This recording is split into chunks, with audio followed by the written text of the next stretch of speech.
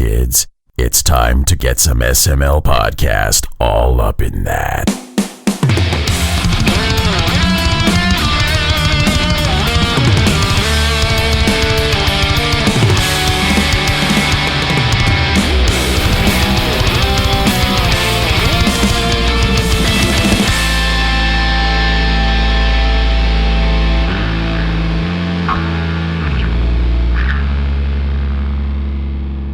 What's up, everybody? This is the SML podcast. I am your host, Joe. Cole's going to be here a little later on in the show with the party cast. We have some other stuff we have to take care of before then. We're kicking things off a little differently this week. We've got our good buddy Norg joining us. George, how are you doing? I'm fabulous. How are you doing, Joe? I'm doing pretty good. I'm excited that you're here. I'm always happy when you're on the show. Oh, it's always a pleasure to be here. I love it. I know. I'm sad Cole couldn't make it for this one, but like I said, she'll be here later on in the show. That's too bad. I love her voice. Oh my goodness. And we love your voice. That's why every episode of the show starts with you. Oh, that's right. Because no one else would sign up to do it. Yeah. How's it feel to be our last chance? The guy. The only choice. Out of one. The last hope. Help me, everyone, Canary. I'm my only hope. You're the only one I could find. So just bloody show up and fix everything, please, and thank you. So, go ahead. I was going to say, how have you been? It's been a little bit since you've been on. That's true. How's life treating you in this this crazy age? In these troubled times. We're all in this together. Yeah, we still got to make that commercial. Oh yeah, we do. I've been thinking about that too. I got to tune up the acoustic guitar for that one because we got to do that one right. do some slow arpeggios. In these troubled times, it's just a reminder that Joe Cam's Pancake House is still serving the wettest pancakes on the planet. Curbside pickup only. Ain't no thing. We'll wear a mask. We'll hand it to you with a claw. We'll even stand 20 feet away from you and extend it to your car. Just make sure you give us your credit card in advance. We got you. We got this. We're in this together. Wet pancakes for life. Beautiful.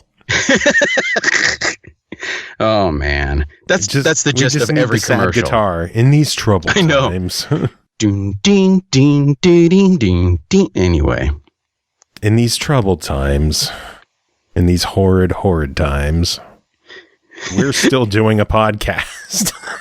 In these times of viruses and murder hornets, fucking murder hornets. Dude, I'm phobic of wasps as it is. And just knowing that less than an hour and a half away north of me by car are these murder hornets.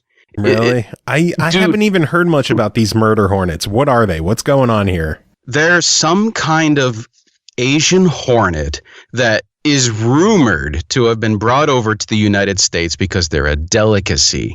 And their queens are like 2 inches long. The reason they're called murder hornets is because they'll find your average bee and they will wipe out an entire colony within a matter of hours and eat all the thoraxes of the bees and bring them back to their own colonies.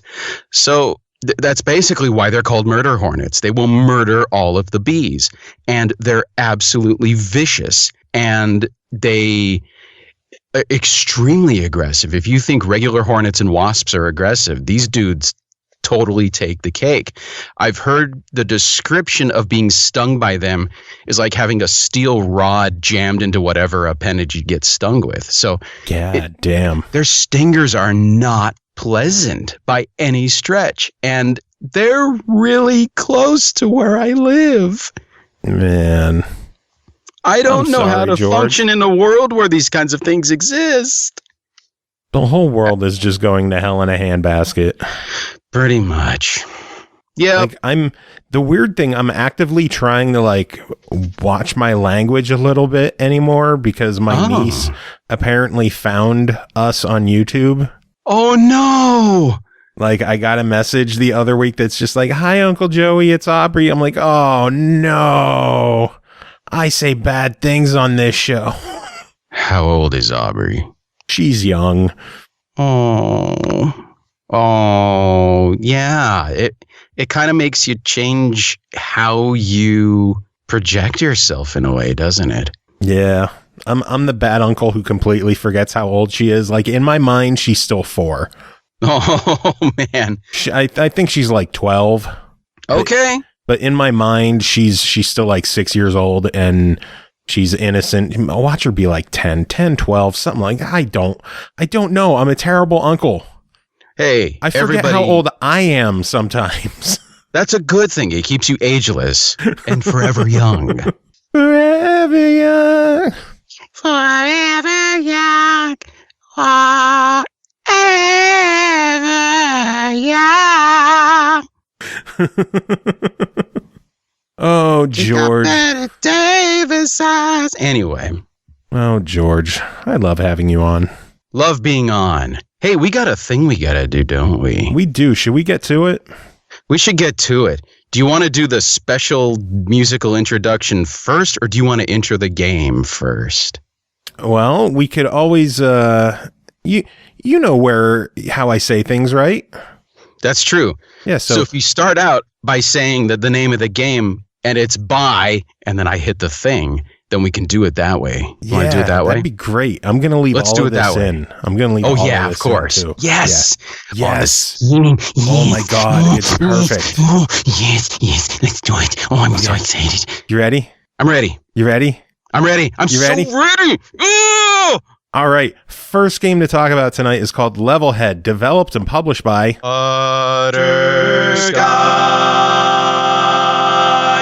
Shenanigans.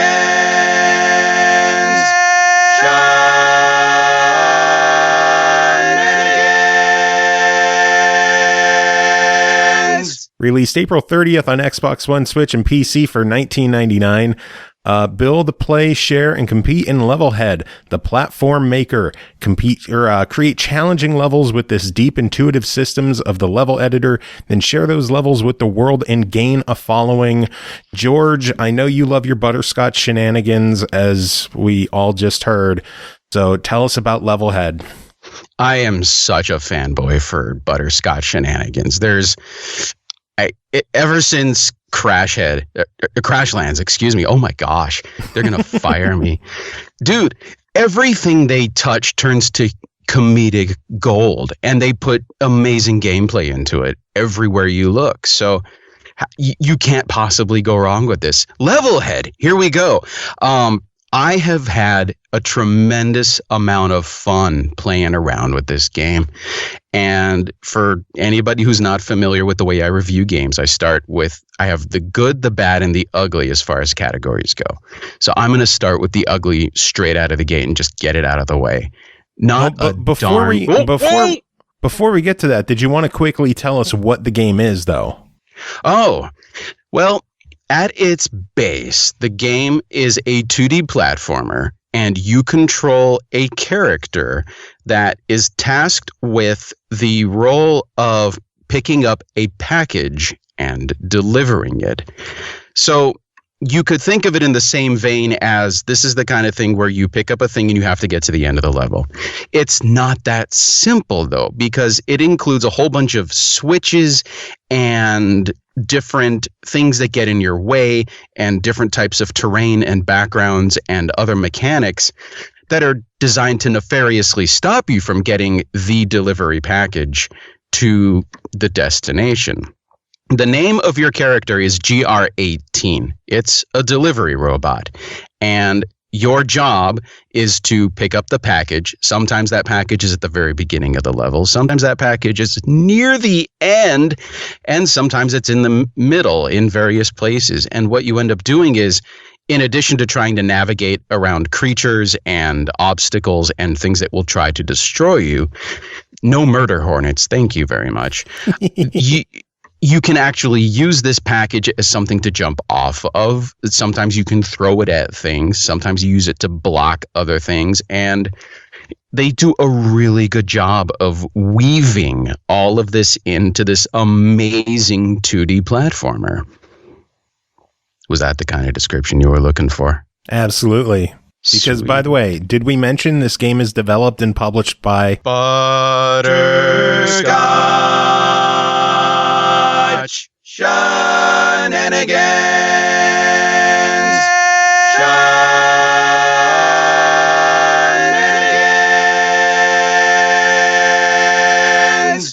I want you to get your mileage out of that one. Is this the first time you've ever had barbershop on your show? I think so. Oh, man. Today's a good day. Yeah. 4-part harmony in the house. Gotta love it. I do. With almost as much passion as I love Butterscotch Shenanigans. I mean, hey. Okay, so yeah, Levelhead. Good, bad, ugly. Let's hear what you got to say. Good, bad, ugly. Start with the ugly. Not a darn thing. No crashes, no glitches, no slowdowns, no nothing. I didn't have a single problem playing this game. Period. Nothing awful happened. So given some of the other PC games that have come out lately, the bar was low. And they completely pole vaulted over this thing.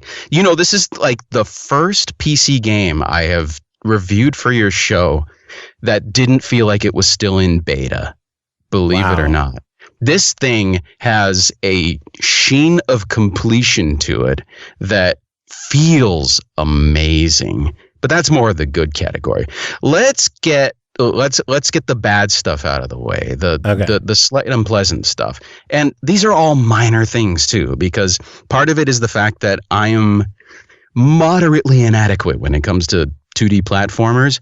I like playing them. I'm not like speedrunner skilled, if that makes any sense, but I really enjoy playing these games. So one minor irritant, I guess we'll call it, is it gets kind of difficult when you're trying to manipulate all of the different types of terrain when building levels. As a disclaimer, I'm not a good level design person, so my experiences in trying to create levels were cursory at best. I really, really, really wanted to dive into actually making like a long play level, if for no other reason than to get to read all of the descriptions of all of the things that you can use, because all of them are amazing to read, and I encourage you to really dig in and just look at everything. Some of the mechanics when playing through some of the levels, either the ones in the tutorial or ones that were other user content, are just ridiculously challenging for average dorks like me. For people who are super accomplished at like 2D platformers and stuff, this isn't a problem. They eat, breathe, drink, sleep, and pour milk over the breakfast cereal of this kind of stuff. And I'm sure that my minor criticism of this as more of a casual gamer is falling on deaf ears, which is probably good, because I think that there's enough slightly casual content and enough super hardcore content that you can appeal to every genre of that. The only drawback, I would say, is that it's difficult to discern between the ones that are going to be super satisfying for people like me who are just really enjoying it, and the guys who need to play levels that look like, do you remember Super Mario Asshole? Yes. Okay. I have seen Levelhead levels previewed that look just like that. And people play through those levels and they beat them, and more power to them. I could never. Yeah, me neither. Just leaving that there. Congrats to those who are able. Exactly. I don't have that level of twitchiness. I have Tourette's, but I twitch in different ways. These people are just otherworldly when it comes to game playing. Hey, self-abuse is the sincerest kind. All right, moving on. The good. There's so much good. Oh my gosh. The game runs smoother than silk.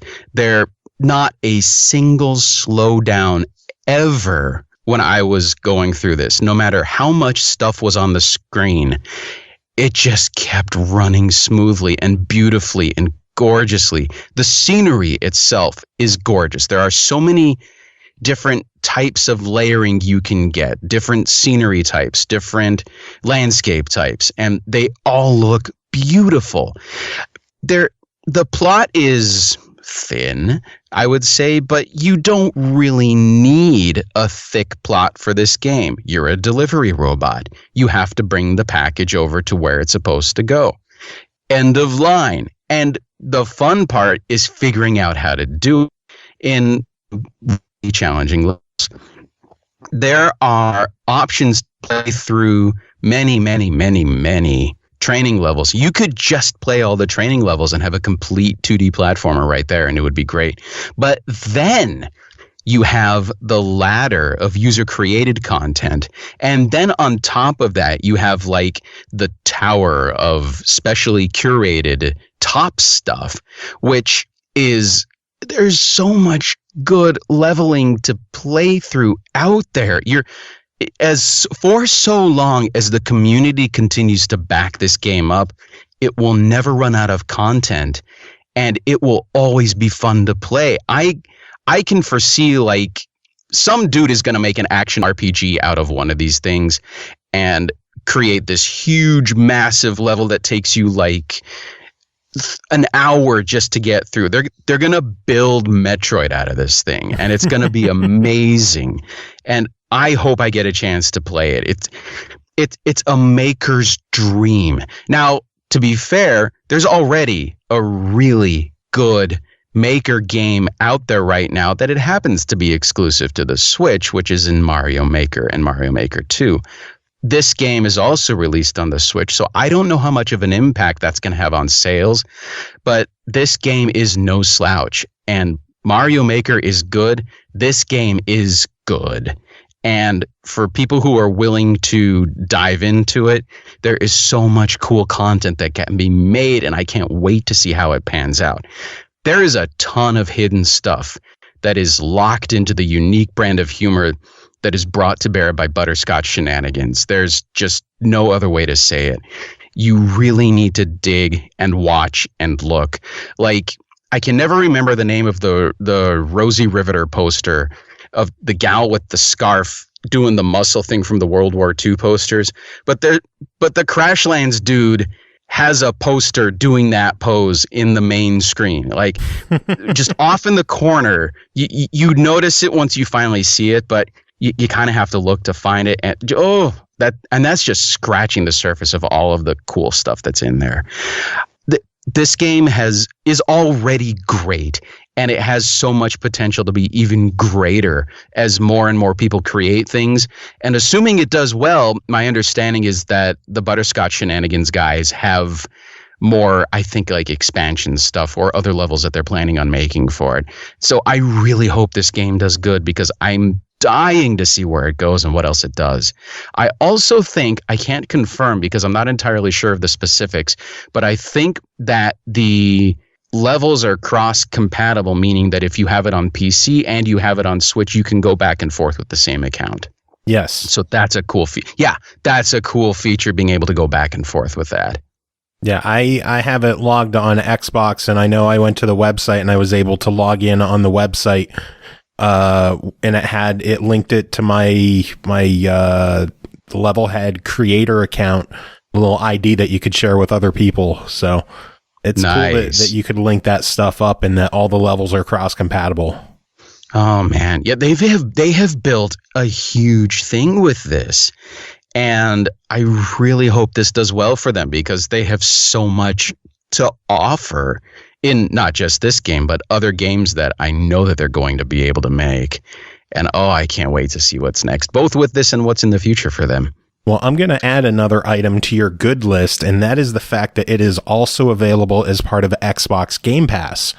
Oh, yes. So if you are on the fence and you don't have $20 to drop on this game, but you have Game Pass, you can just give it a try and play it as much as you want as part of Game Pass.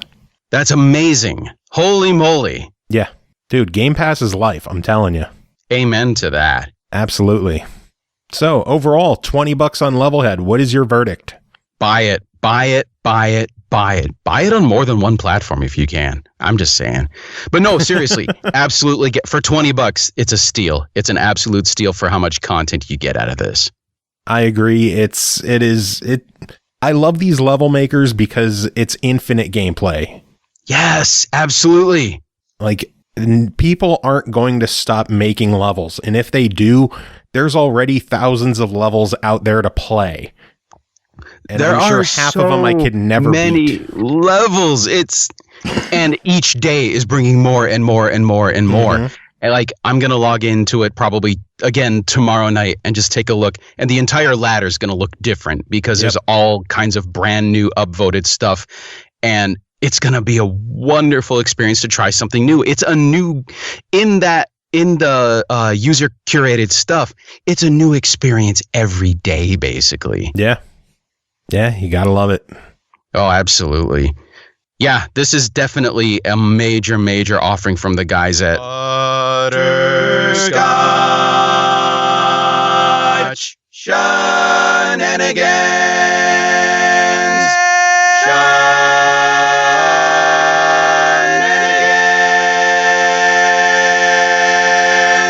And I can't wait to see what's next. Milking it for everything it's worth.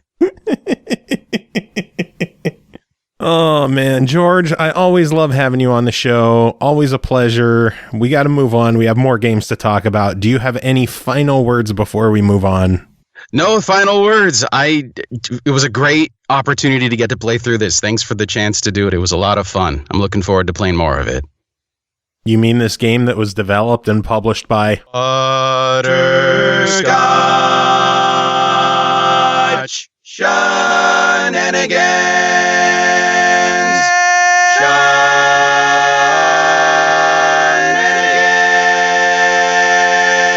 Shenanigans. The very same. All right, moving on. We've got Tim Ekkebus joining us. Tim, how are you doing? I'm doing good. I'm doing well. Doing all right. How's things? Good. You know, just hanging in there. Just keeping it on the DL. Hanging around the house as always. Just chilling. Yeah. Sounds fun. Just chilling, playing games, taking care of a kid. That is what I am up to. You watching your wrestling? As such as I can. Yeah, I did watch. What do you think of Becky? Well, good. I mean, that's great. You know, she's having a baby. That's wonderful. I mean, the better part of the whole thing is that it makes Asuka the champion. I mean, that's the best part of the whole thing. And I didn't really care for the Money in the Bank match. It had like a couple of good moments, but mostly like a lot of the bits felt very like first draft to me. Yeah. And the cameos were pretty forced. And it was just like, okay, guys. That Doink one was pretty bad. That was, it was just, well, yeah. Like it didn't even look like Doink. No, because there's a reason why.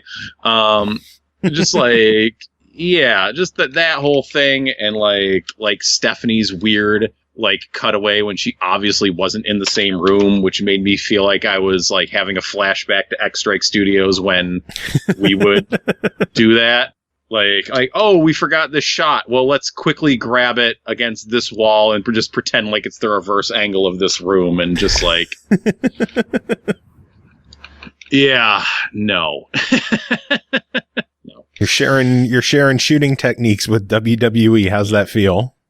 Yeah, but yeah, it's wonderful for Becky. You know, I guess it's kind of a bummer that she doesn't get to lose on her way out for, you know, a while. I'm sure she'll be back.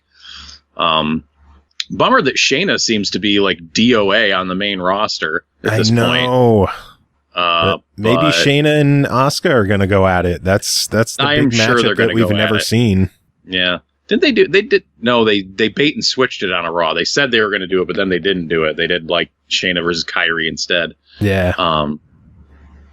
So yeah, one will think Asuka will have some challengers and defend the belt a bit here in the no fans era, where she's been doing great. I feel like Asuka's been standing out really well in the no fan era. Just because she gets to be crazy and energetic and weird. Hey, it works. Yeah, heck yeah. It works. And her reaction on Monday at the news, it just felt so genuine and real. It makes me wonder if it was, in fact, genuine and real. It makes you wonder. But more fun wrestling news in the last week was last week's Dynamite, and that freaking street fight which was ridiculous. Oh, my Lord. That was so goddamn fun. Oh, I love that. It was wonderful.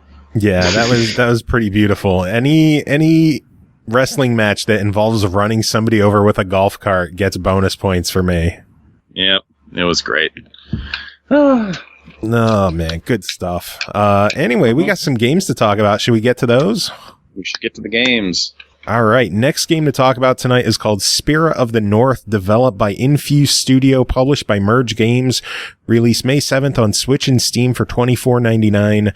Plays an extraordinary red fox whose story becomes entwined with the guardian of the Northern Lights, a female spirit fox.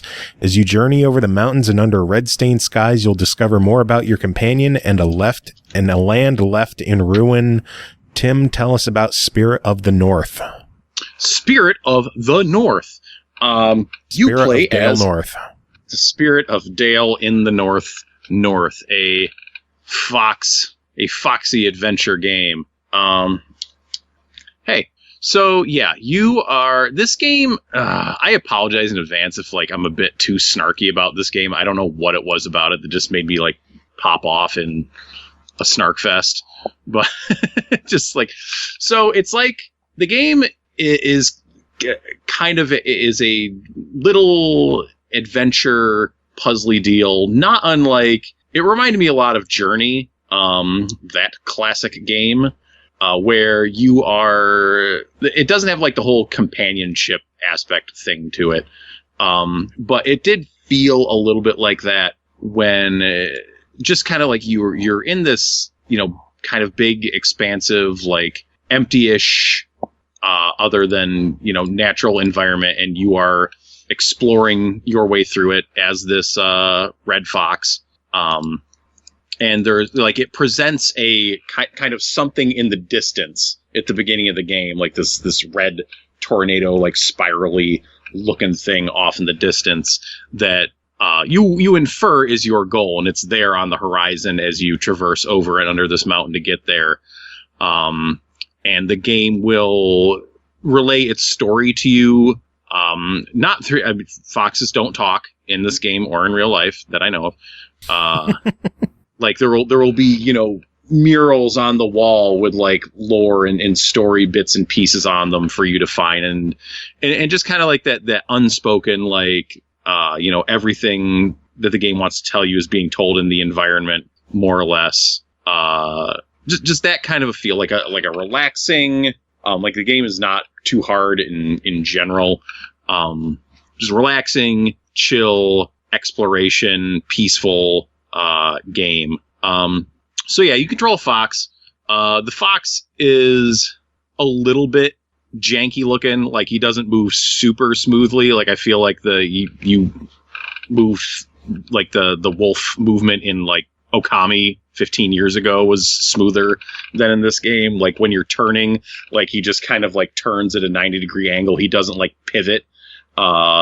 It doesn't look like a natural turn. And there's just weird moments when you're jumping on things. I just had a little, not always quite clear whether I was landing on something wrong and just kind of slipping off, or whether I was supposed to be even traversing a particular piece of the environment or not.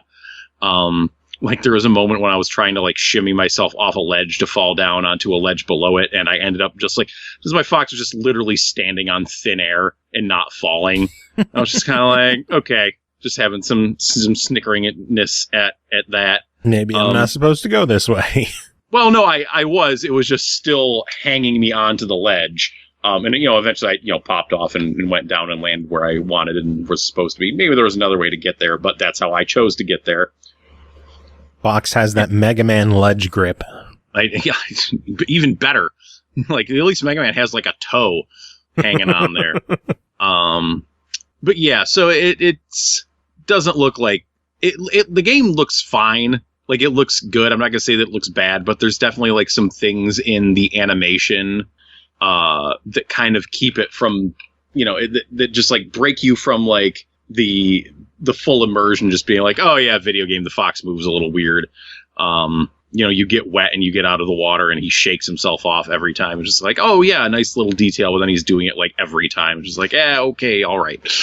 Okay. So the way eventually your fox gets hurt, and you spend a really long time limping around through this cave like half dead until finally you link up with the spirit of the north. You link up with the spirit fox who kind of like heals your person. And then from that point forward in the game, you are I guess the spirit is manifesting itself within you to help you solve puzzles and traverse environments, which like you can tell when you have a spirit ability because there will be these markings like on your fox's body. And that gives you the ability to interact with certain things, gives you certain abilities to interact with the environment. And when you don't have spirit power, you walk up and you bark at flowers in order to get it. That's how it goes. You just walk up, you bark at the flowers, you'll get like your spirit racing stripe on, and then you can go, interact with a tablet, which will move some rocks, or move a rock or something like that. Move something there. So like, okay, well now I can get up to this place. Now I got to get up here. Now I got to figure out like, well, how do I bark at some flowers to get, spirit ability to move up here to interact with this thing. And then you get other abilities like a super bark, a super bark, which I had a lot of trouble with on the first usage because I think I needed to be standing in a particular place or something like that. And that was again, another little point of just kind of the game's like immersion breaking a little bit for me. It's a nice chill game. Like it did not set my world on fire. Like the music, like the whole, the presentation is pleasant on the eyes. The music is pleasant upon the ears. It was not too severe on the brain. Like the puzzles were not like killers or anything like that. It's a nice experience that you will get from beginning to end of it. It's just like I said, it didn't really grab me too much. It's kind of on the short side for a $25 game. Like it's easy under 5 hours. So it may not perhaps have the best cost to time ratio if that is a factor for you, but all in all, there isn't a lot of games that I think bark up that journey tree. So if you're looking for an experience, you keep having me on here. If you're looking for, that type of experience that might scratch that itch, this might be something for you. All right, then overall, your verdict for $25? I'm going to give it a try it. I think it might be like a little bit pricey for kind of just a little bit on the short side, a little bit on the, the okay side. Like it wasn't a barn burner, but it's a decent, solid game, to keep an eye on. Maybe wait for a sale. I always hate to say that because developers, they need your money, but yeah, it was also like, it's been out on PS4 and some other things. And it was like just on sale like last week for $15. And I was like, yeah, it's probably a good price for it. There you go. All right. Well, you got one other game to talk about. That is called Beats of Fury, developed by Bubblehead Games, published by Gamera Game, released April 22nd on Steam Early Access for $6.99. Beats of Fury is a mix of rhythm game and bullet hell top-down shooter. Be ready to take the role of DJ and smash your fingers playing music while shooting every single beat on the screen. Tim, what is Beats of Fury? Well, I certainly wouldn't call it a bullet hell game, or a top-down shooter. It is definitely a rhythm game, though. That is for sure. I will not contest that statement. So, Beats of Fury, this is early access, so mind that. This is not the completed version of the game. So this is not like an official review, as it were. But yeah, consider this more a preview. More of a preview to whet your appetite. So Beats of Fury, it's pretty straightforward at the moment. It only has like 10, 12 songs in it right now. I do appreciate that there is a mix of styles in it. It has electronic stuff and just metal in there. Could use some ska Ska's always good. Never enough ska. Get some ska in there. So the way and it has your easy, medium, hard, and asshole difficulty levels, like kind of your basic things that you expect out of a rhythm game. So the way that the game plays is you have like an overhead perspective. Your character is in the middle of the screen, and they emit a cone, and enemies will come in like on the beat from any side of the screen, like top, down, left, right. You have full 360-degree direction over said cone. So you have to position said cone over the incoming beat, and then you tap the button at the appropriate time, and the game will show you it like literally puts like a circle, or I think like a transparency of the enemy on where it is that you need to hit the beat. It might benefit the game in general just to have like a solid circle at a certain distance around your character, so you just kind of know where to hit it rather than it coming up every time for each individual thing. I don't know, maybe just a thought. But either way, but that said, that is helpful when things are coming from the top or bottom, when you don't have quite as much real estate on that side of your character. So that definitely helps to know, like, okay, an A button press is coming in, or a B button press. I mostly played this game on a controller. It is playable on a mouse and keyboard. I thought that, those are not my comfort zones for playing rhythm games. So I mostly played on a controller. It is, like most things on the PC, it is colored, and the buttons are, your Xbox controller button colors, which was weird at first because I was using I have an 8-bit do Bluetooth Super Nintendo controller, which is what I usually play PC games with now, which is a real humdinger when I have to like kind of wrap my head around the fact that the buttons it's telling me are not the buttons that are on the controller. But usually I can just I can figure that out. But in this game, and again, early access, like that controller would not fucking work right. It worked okay for the first level, but then the second level, like the cone just stopped, like it moving. It was like lagging. And being really janky and just like it was literally completely unplayable. So I had to go dig out my wired 360 controller to plug in there, and that thing was fine. Like that totally controlled fine. So that is probably the recommended controller for this game is something 360, but just kind of like, using something wireless over Bluetooth. I don't know. It was a bit jank at the moment.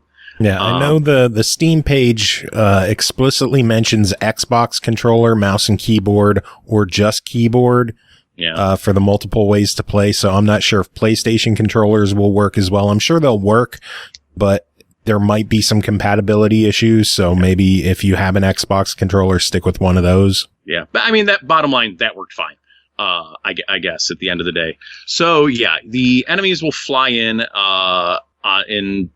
patterns on the beat, and you just tap the button to zap them, and you want to hit them on the beat, and that's good stuff.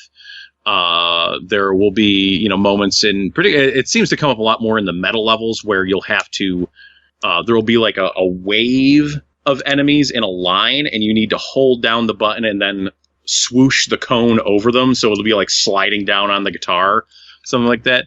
Though again, it's like sometimes, like, especially when those waves of enemies are coming in with individual like solo beats that you need to tap on, it can be kind of tough sometimes to see what is coming in first, because they'll just like bunch up and there isn't like a lot of distance around them.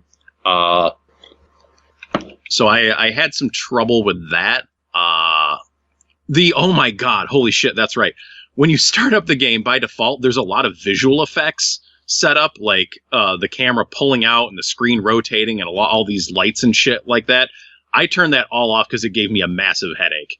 Like it gave me motion sickness in a rhythm game. Like it just pulled out, started spinning, and I was just like, holy crap, no thank you. Like, and even after I played a level, I was like, okay, I can play this game without throwing up. I went and turned a little bit of it back on, and I could not do it. So watch out for the motion sickness in this game. Damn, that is a good warning for me, because I struggle with that as well. Yeah, you might want to turn that stuff off right away if you have motion sickness issues. I never would have expected that, but it's like the game was trying to hypnotize me. So yeah, it does have leaderboards in place at the moment.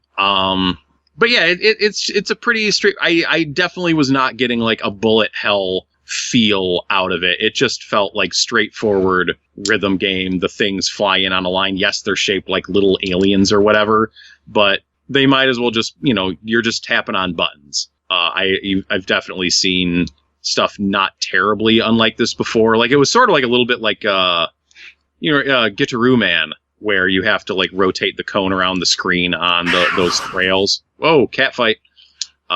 Yeah, that happens a lot when you're on. Something special about you, and now they're all just going off. Yeah, so it seems fine at the moment, but as just a rhythm game, I definitely wasn't getting the bullet hell feel out of it. But it just released in early access, only 12 songs in at the moment. It seems okay for now.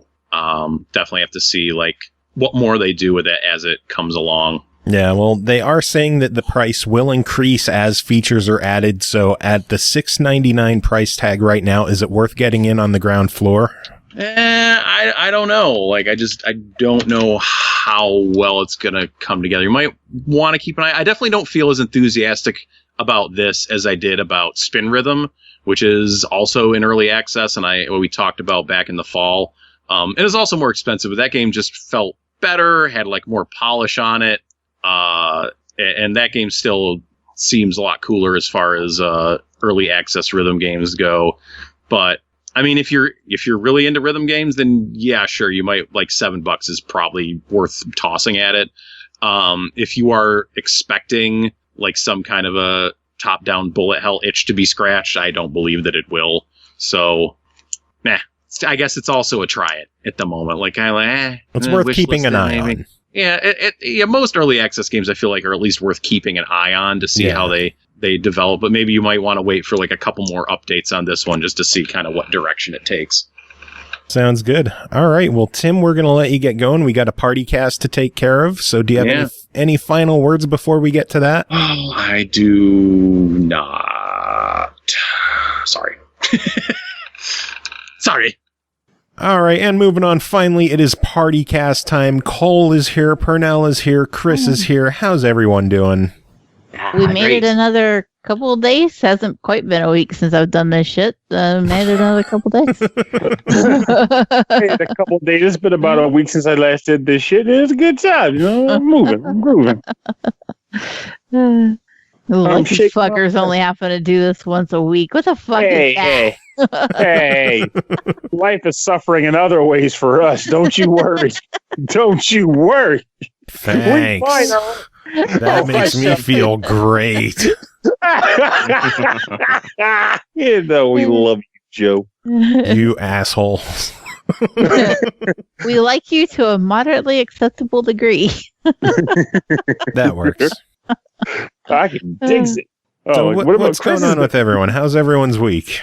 Chris has been silent. He didn't even answered the original question. He's like, What question? Too many questions, Joe.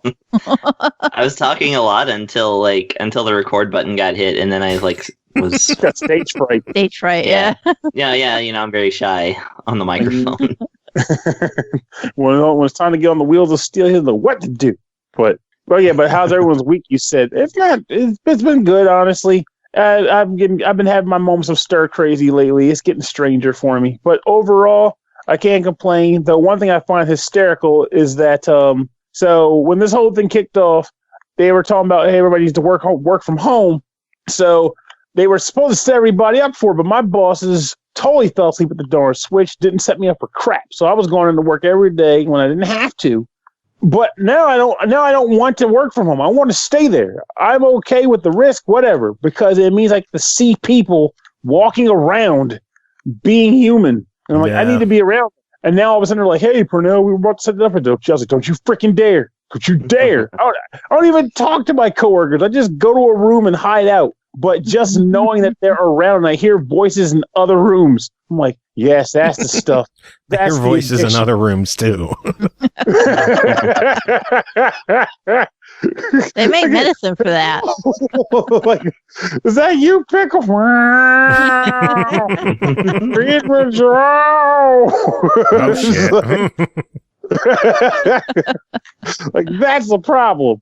But like, yeah, it's like I don't want to work from home now. It's like something I always wanted, and now I had the opportunity to get. It's like I don't want that shit. I want to come in every day. But aside from that, the La Mulana challenge, which I was in the off record, so I was doing La Mulana playthrough where the intent was to get through the entire game on hard difficulty, fighting all the bosses without using special weapons, which is a lot harder than it sounds. It's hard, and I did it. But the achievement didn't come up. They said I was 88% through, which is some bullshit. Firm was like, maybe you accidentally use a special. I was like, how the hell am I going to accidentally do anything when this has been the entire focus of my play? Like, you're not going to just magically not notice something that's been the entire purpose of your play. Like, you're going to slip up on it. No. But, so I was like, yeah, be fucking kidding me. This is ridiculous. But I wrote to Nipponichi. I'm hoping they hear back from them, which is very rare for me. I never write about this stuff, but I'm like, I want answers. But I still had fun playing it though, and I've been talking to other friends as they've been playing through the game. So it's been like a nice little conversation piece, working through a game with people, which is a rarity for me nowadays. Because I'll be that guy, and I wonder if you guys agree with this. I feel like a lot of what makes gaming fun is the social aspect, not so much in multiplayer, though that's great too, but just being able to talk about what you do. Like it's a conversation. He's like, hey man, what's your experience like with this game? Man, I fought this boss, kicked the shit out of me. Talk like, about playing video games. That I don't. You. Who would want to talk about playing video games? I don't know. Some whack jobs, some cuckoo labonzas love doing that kind of crazy shit. What is the deal with those people? Weirdos. What a bunch of sods. But I do enjoy it very much. So it's a good time. And honestly, that's pretty much my week. Aside from that, hasn't been too momentous. I don't know if I mentioned that on the show, but I finally got my darn stimulus check. It went right into the bank and did nothing, just like I wanted it to do, because I'm glad to have it. But I'm also grateful that I didn't need it because I'm still able to collect some funds. But you know what I did with my stimulus money? I fucking ordered SD card. I fucking ordered Assassin's Creed Valhalla Collector's Edition on Xbox One. Oh, nice. Well, I found one in stock. Yes. I'm excited. I got my order in. My streak stands. I will be getting this year's collector edition of Assassin's Creed. That's the funniest way to phrase it, though. I will be getting this year's edition. Like, every year! Assassin's Creed 2021. That's what, just start numbering them by the year. Assassin's they Creed used to do that. But like, I was just like, I thought about buying a micro SD card with that money, but I'm like, don't do it. Like, there's a number of things that I want that I haven't bought because I'm like, gotta be smart with my funds. Don't buy it, Pernell. You know you want it, but don't do it. And now I'm like, the 1 terabyte card, Pernell. Do it. But this is there. You know? Do it. And it'd be just my damn luck. I buy it. It shows up as like, again, see an article on Kotaku. You won't believe what just happened. The 1 terabyte cards, long $500 are now like $100. Get it now, like you sons of bitches. Like, I'm rated. I want to be fair, that's another reason I want you to buy it. And it goes on sale within so many days. Most places will adjust the price. I don't know, with this day and age, with the stores being weird about even like remote return policies, I almost picture them being like, well, we can't technically get it as a return, even if we are changing the price for you. Depends on where you get it at, because David got me a Cricut at Walmart, and then they immediately went on sale. Huh? A single Cricut? It's a cutting machine called a Cricut. CRICUT. What, you insects? I thought you were talking about the phones. No. A die cutting machine. Like, you load up a program, you put a silhouette into the program, you load your paper or vinyl or fabric or whatever into the machine, and it cuts it for you. It's what crafty people use it. Anyway. But like a Cricut machine is like $250, $260 normal price. And they went on sale after he bought mine. They went on sale for $179. That's literally like 3 days later. And so I called Walmart and I was like, I just bought this bitch and it's on sale and this sucks. And they're like, just bring your receipt in and we'll refund you the money. Well, that's good to hear. And so he just took in the receipt and they're like, okay, here's the cash back. And he's like, oh, we'll just put that on my debit card because I'm not allowed to take cash home. So in that case, maybe. My wife plays the division. She's scared of money. So. So what you're saying is not only can I do society a decent service by getting the thing discounted after I get screwed over on the purchase, but then I can refund it. Yes. And get the money back. They even refunded the difference in my because he bought an extended warranty for it, and those are based on the price. And they even refunded the difference in the extended warranty. Oh, yeah, that works. Just something to think about. I mean, I don't know if places like Best Buy and stuff will do that, but Walmart fucking does, and Amazon does too. Within 7 days. If you call them, if you buy something and then it's cheaper, they'll refund the difference. Not all the time, because all the time. It happened to us, and they're like, "Oh, I'm sorry, there's nothing we could do." It was literally the same day that it shipped. It went down in price, and they wouldn't refund us anything. Was it sold by Amazon or was it another? Really? Yep. Usually, if it's sold by Amazon, they're pretty good about it. But there are times they'll get you. Amazon has been getting worse and worse over the years. Amazon has been fucking... I'm not saying for good reason, but it's a good reason in a bad way. But it's because they got them. Now they got the business. It's like people know who they are. Everyone's addicted to their policies and their services. Now we can fuck them. Now we can fuck them. But I always figure it doesn't hurt to at least call and ask. If you get something and it goes on sale, then fuck it. Be like, hey, I'd like to do a price adjustment. The worst they can do is tell you is no. Yeah. The worst they can do is cut you. Well, they might, but that would be illegal. I mean, it's Amazon. I'm sure he'll make it work. Hi, I wanted to get a price adjustment. Ah! You fucking stabbed me! What the hell? Bitch, you got adjusted now, didn't you? Mister, you got some explaining to do.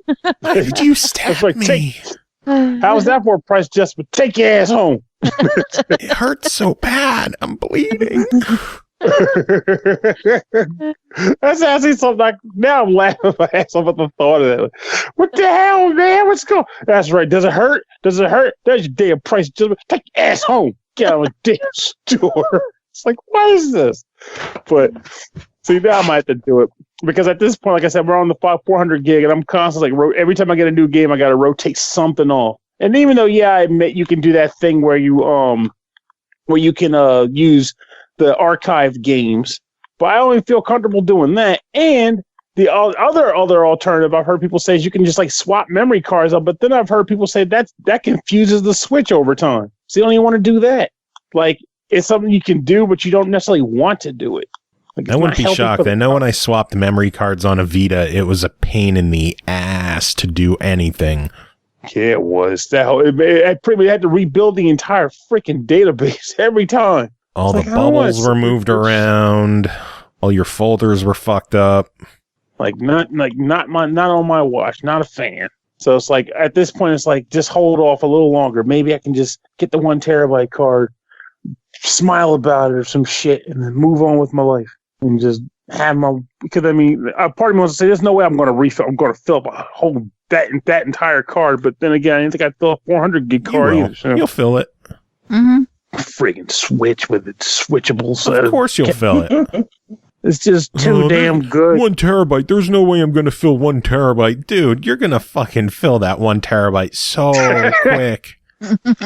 I remember so quick. When we were like, you're never going to fill 1 gigabyte. On the Switch? Like on MP3 players and stuff, whatever they had 20 years ago. Rupert says that they have 600 games on 4 different memory cards, so it looks like you could swap cards no problem. How often does Root Beer swap the cards around? Like, is it a constant thing? And I'm also going to assume that if I remember reading correctly, it'll keep all the games. They're actually stored on the system as far as like the fact that they exist on your system's memory. But if the memory card doesn't have the game on it, Or the memory card that's in there doesn't have that game on. It'll just show up with the cloud image on there, right? Basically, you need to download it again. Probably. Okay. Not the fact that it is a consideration, because like maybe I can track. I mean, I have a 256 gig card sitting here doing nothing for me. So I mean, give it a go. What's the worst that could happen? You lose everything. Whatever. Yeah. I was about to say, like, do we need to answer that? Because there's an answer for that. Wouldn't be the first time. God, don't get me started. I've lost everything on the Vita before doing that. Boo-hoo, I got to re-download a couple hundred games. Big deal. Have you ever had to re-download 2,700 Rock Band songs? Yes, that's why I'm still not done. That's why I don't have all my songs, because I gave up. I was like, fuck it ain't worth it. I'm done. Like, another Bang Gamera song, I quit. Oh my God, Bang Damn Camaro. I don't even, but I miss Rock. Lord. Anyway, we got games to talk about. We got to move on. We got to get to some work. Before we talk about those, Crawlers and Brawlers. Pernell, have you played this lately? I did dabble in it a little bit after we recently got an email from the dev studio saying that they listened to our episode and acknowledged the complaints we had about the font. For those who don't remember, because it was a couple weeks ago, one of the issues that was had by, I believe, Joe and I, was that the font was ridiculously tiny and the coloring, there was like a weird color clash that made it hard to read as a combination of those two things. Yeah. While they didn't address the coloring of the letters, they did increase the size of the font and the UI. So what ends up happening is that even though I had the weirdness with the color being a problem, due to the fact the letters are so much larger now, it's negligible. The color is more of a negligible thing. I can still absolutely read the text now. I did a quest level, got to the end, and had some funny dialogue, and I can read the funny dialogue. It was great. So honestly, that was a very important, necessary fix they had to make there, and it makes the game a lot more playable because you can read the darn item. You can read the item stats better now. You can read the character dialogue better now. Shop inventory, all that stuff. It's an RPG. It's a freaking action RPG. You need to be able to read stuff. Yeah. So, and they did address that, and I appreciate that they actually went through the trouble of not only fixing it, but asking us for more details on what needed to be fixed, then fixing it, and then notifying us of the fact that they actually did it. Mm-hmm. Major props to any studio that is listening to feedback and addressing complaints and issues with the game, as quickly as they did. Yeah, because you could honestly, man, they could have just been like, so tell us about this condition. Well, I can't read it. The text is too small. Oh, the text is too small. You can't read it. It's too freaking bad. Oh my God, what's he doing with that knife? Exactly. What are you going to do, stab me? Ah! You really did develop Crawlers and Brawlers because fuck. Now I'm brawling. I was brawling, now I'm crawling. Oh, my Lord. All right. Well, we got some games to talk about. Next game to talk about tonight is called Fury Unleashed, developed and published by Awesome Games Studio, released May 8th on Xbox One for $19.99. Fury Unleashed is a combo-driven roguelike action platformer. Each kill you make increases your combo, hit certain thresholds, and your damage resistance and healing powers will kick in. It's a game you can even beat in one ultimate combo. Are you up to the task? Pernell, were you up to the task? Hell no, but that doesn't mean the game is bad. It just means I suck. Actually, it doesn't even mean I suck. It just means I got to tell more time. So, Fury Unleashed is a game that can best be described as combining. I was trying to think of one, but I can't think of one in particular. So, just any roguelike game that popped up nowadays.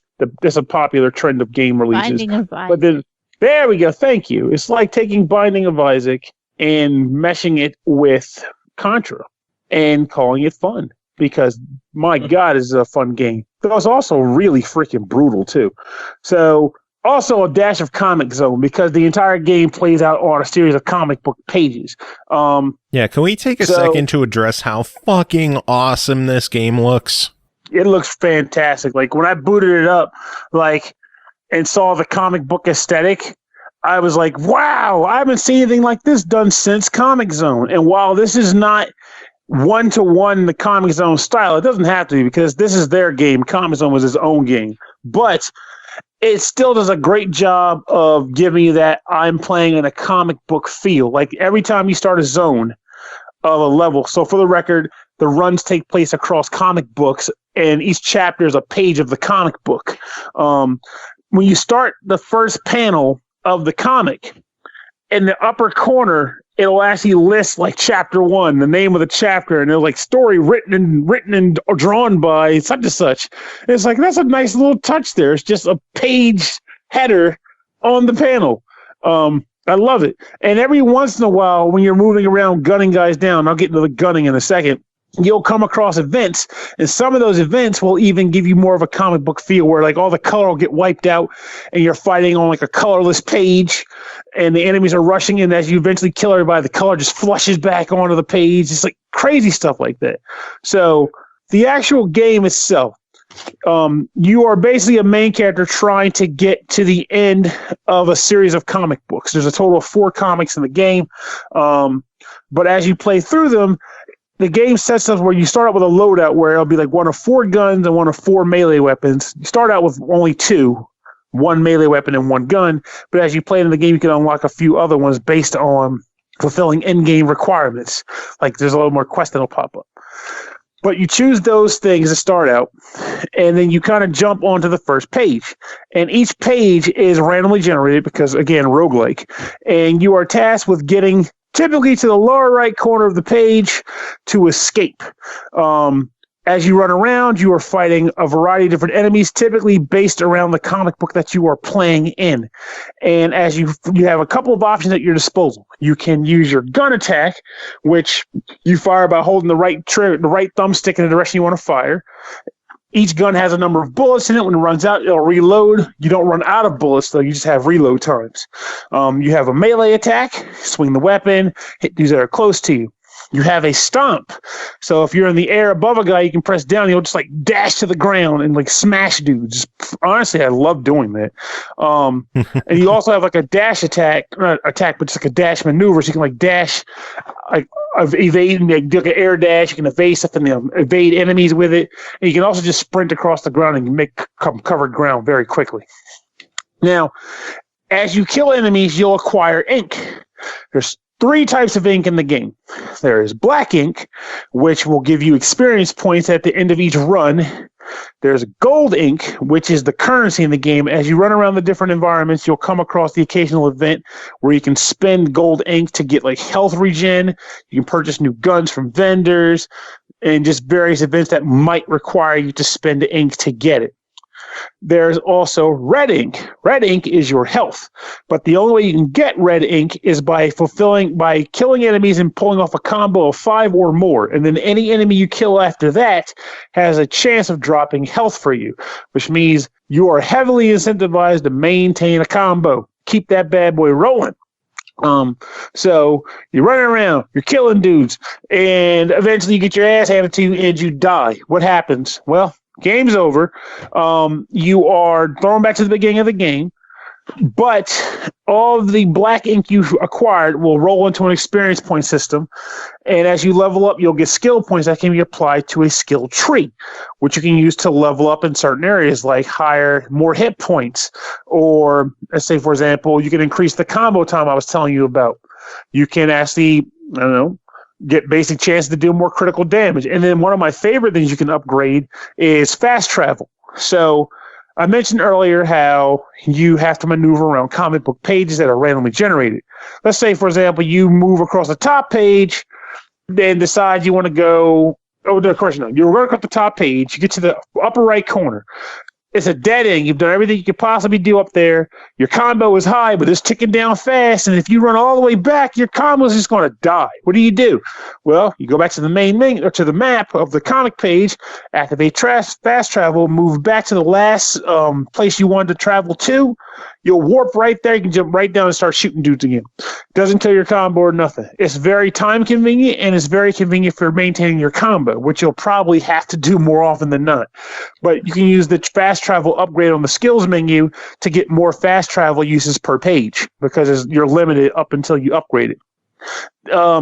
As you play around the different pages, there are a variety of mini bosses you can come across.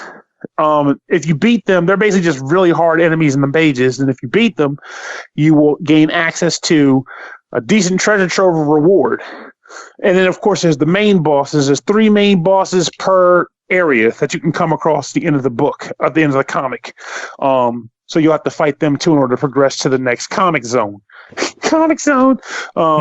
So this game turned out to be a great time for me. I enjoy stumbling across new events as I play through the game. One particular one, which I actually screened about while we were recording today, is I was running around, and there's the image that appears when you come across a comic panel event, where if you walk up to it and press the button, you'll get the dialogue saying, "Hey, make a deal with the devil," or whatever. But this particular time, I pressed it, the screen went gray, and the event panel changed to a giant monster with arms coming out of the panel page and started chasing me around, throwing crap at me, and it kicked my ass. So I did not expect that to happen. It was the first time it happened to me in my runs. I flipped out and died. But I actually enjoyed that experience of death, too. So it was great. This game is not easy. I'm just going to say it right now. Between the freaking, between your Y power, which can be like time stopping or bullet time or whatever. Between that, your grenade button, your dash button, your melee weapon, and your gun button, and your stomp, there's a lot to juggle here. In addition to that, the game is just straight up hard anyway. You're going to die a lot. You're going to get your ass handed to you, and that's okay. It's just worth noting that you're going to come into this having to juggle all these options. And honestly, when I played on a number of cases, there were times I just forgot about certain things in my arsenal and just didn't use it. And that's okay. I probably would have done better if I did use everything, but you're not required to. It just means you won't do as well. So it's a challenging game. It's going to break your balls, but it's a lot of fun to get your balls broken in this manner, non-sexually. And it's a good time. It's a good time. I honestly recommend it. And this is a game that I feel like if I'd seen it on the store without like a video running or something, I might not have been as expected to jump on it. But having experienced it myself, I think that's a great time. It's one of those games where it could be considered short, but again, that shortness is based on, how good you are at games like this. Because if you're not good at them, you're going to get your ass beat. Blazing Chrome is a short game, but I don't know many people that have beaten Blazing Chrome, so it's a pretty long game for them. Yeah. What are we just talking about you? Like, I have trouble with these games. You beat Blazing Chrome. Shit, I can't beat Blazing Chrome. See that? But that help. Oh, see, there it is. Yeah, help. See, help helps. I need that damn help. You need that second player. Yeah, man. But one of my friends is actually speedrunning it now. So God, I'm so jealous. I have a buddy who's doing that now too. Actually, he's trying to convince me to do 2-player with me. I can show you how to play. I'm like, when 2 people are on the screen at the same time, I get freaked out and bullets spraying everywhere. But But Blazing Chrome is like 5 or 6 stages total. Very short game. Mm-hmm. But learning it and mastering it, doing well at it, it takes a lot of time. Much more time than it takes just to play through the stages themselves. This game is similar to that. Between leveling up your dudes and actually playing through the game, learning the ropes, seeing all the different bosses that exist on each page, you're going to spend time on here. More time than the actual number of levels leads you to believe. So I think it's a good time. I think it's worth the money. And I think it's also a decent amount of time that will get put into it that you'll feel satisfied with your experience with it. So plenty of time for the value, and you get what you put into it. I believe so, yes. Cool. So overall verdict, $20. What do you say? Unleash the fury on your wallet. Bye. All right, next game to talk about is called Fledgling Heroes, developed and published by Subtle Boom. Released May 7th on the Switch for $9.99. Leap from the nest into a fun-filled adventure. Meet cute feathered friends, each with their own wondrous story to tell as they dodge dastardly pirate lizARRRDs, dash through frozen forests, dive under sunken temples, and flap their way from fledglings to fully fledged heroes. Chris, tell us about Fledgling Heroes. Okay, well, it's always funny to me when the description is a better review than I can give. It's just, so carefully worded. And the pun, yes. the lizARRRDs. Oh no, yeah, they're in there. There's pirate lizARRRDs, and later on there's Conquista Caimans or something like that. And I was like, why couldn't you call them Crocquistadors? They look more like crocodiles anyway. Anyways, whatever. They got long, thin mustaches. It's pretty great, and those like stupid metal hats. Yes. So Fledgling Heroes is it's I want to call it like an auto flapper. It's an auto runner, but you don't run. Well, a couple of them do, but like it's basically you start the stage as any depending on the stage, there's a set bird out of 6 that will play. There's 3 worlds and there's 2 birds per world, and in each world the levels are divided in half, and half of them you play as one bird and half you play as another bird.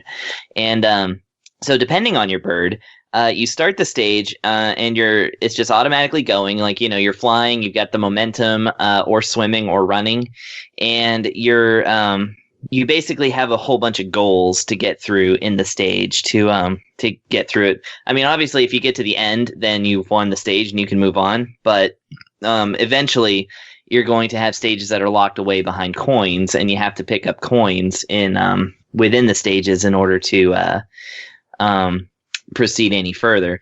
And of course, those are gained through any number of ways. Like sometimes there are straight up items in the stages that you have to pick up while you're going.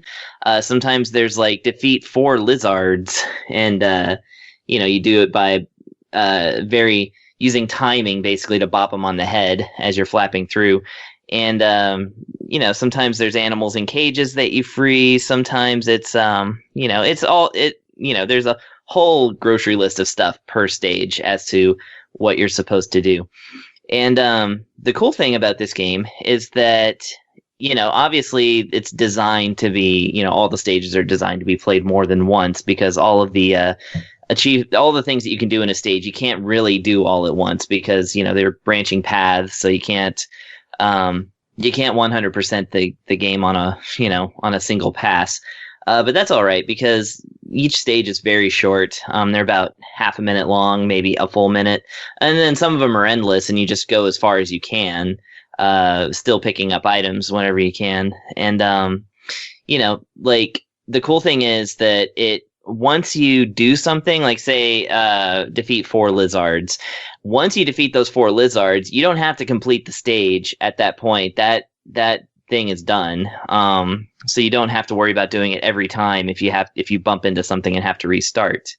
So they're very, very merciful about that. In fact, this game does seem to be aimed towards the younger crowd, although that doesn't necessarily make it easy. It just makes it like really accessible and clearly spoken as to what's needed. And this is actually one of 2 games that I am reviewing today that just so happen to be entirely written in rhyming couplets. Really? Yeah. I found a weird link between 2 of the games I'm reviewing today. Interesting. Yeah, so the whole thing's written out in rhyme. It's extremely colorful. It's beautiful, in fact. Like, everything's hand-drawn and adorable. You got these bright, colorful parrots. Your underwater bird in the first stage is Penny the Penguin. Oh, and the macaw, like, parrot that you start off with, his name is Biscuit, which I love. I love when animals are named after food for no reason. Biscuit the parrot. Yeah, I have plenty of history with naming cats after food. Yeah. I knew you'd appreciate that one. And then in the third world, you get a toucan named Toto, which is pretty great. And that's actually your heavy character, which is funny. One of 2 diving type birds. And what was I saying? Oh, yes. So you've got a variety of like different level types and different birds that go through the stages. Like I said, graphics are beautiful. Music's pretty good. Reminds me a lot of Reverie, actually, which is a game that I reviewed quite highly and subsequently purchased a lot. But yeah, so like the other things about the game, well, of course, like I said, it's going through the stages, getting all the collectibles, and getting enough collectibles to eventually make your way over to the portal where you get a key and you can unlock the other one of the other stages. You can actually do them in any order too, which is kind of nice. If you want to unlock the third world instead of the second world, you can do that if you so desire. There's another thing in it where you can unlock a lab in every stage. And in those, you actually get to access a level creator, and you can create your own Fledgling Heroes level. Oh, and yeah, and actually, you pick up basically pieces that you can put in your levels. So like in the first stage where you have Conquista Caymans or whatever, Caymanstadors. If you pick up a special item, like a blueprint item in that stage, then now you can put them in your own custom stages. So you don't get like the whole palette until, you've completed the game, really. But, you can always make stages out of stuff you've already seen, which is pretty good. And it's very, very easy. It's just drag and drop. Like, you just put stuff wherever. And the game's like, whatever, I don't care. You like tap on a chest and like, what do you want in this chest? And you just pick from a list. And yeah, this is an extremely easy level creator. And you can also customize all of your birds. You can change the colors of their feathers and things like that, which is pretty nice. Each bird, of course. And you also rescue like all these different palette swap versions of these birds while you're going through their levels too. So it's just so much in this game. It's about 90 levels. And the final one of which kind of acts as a boss level. You just got kind of a boss present. In the first stage, of course, it's a dragon that you have that's like on screen. And if it, gets over you, then it kills you. If it gets under you, then you just bounce off its head until you run into something, which is kind of the way the game goes, is that anything that you bump into from overhead, that is to say you come down on it, you tend to win. But anything that comes down on you, that is to say, if anything touches the top of your character, like that pretty much is instant death. But not to worry, because lives are infinite and such. You just start over until you're done. And so I found this game to be really well made. It's a great auto runner, even though it's, like I said, it's more of an auto flapper.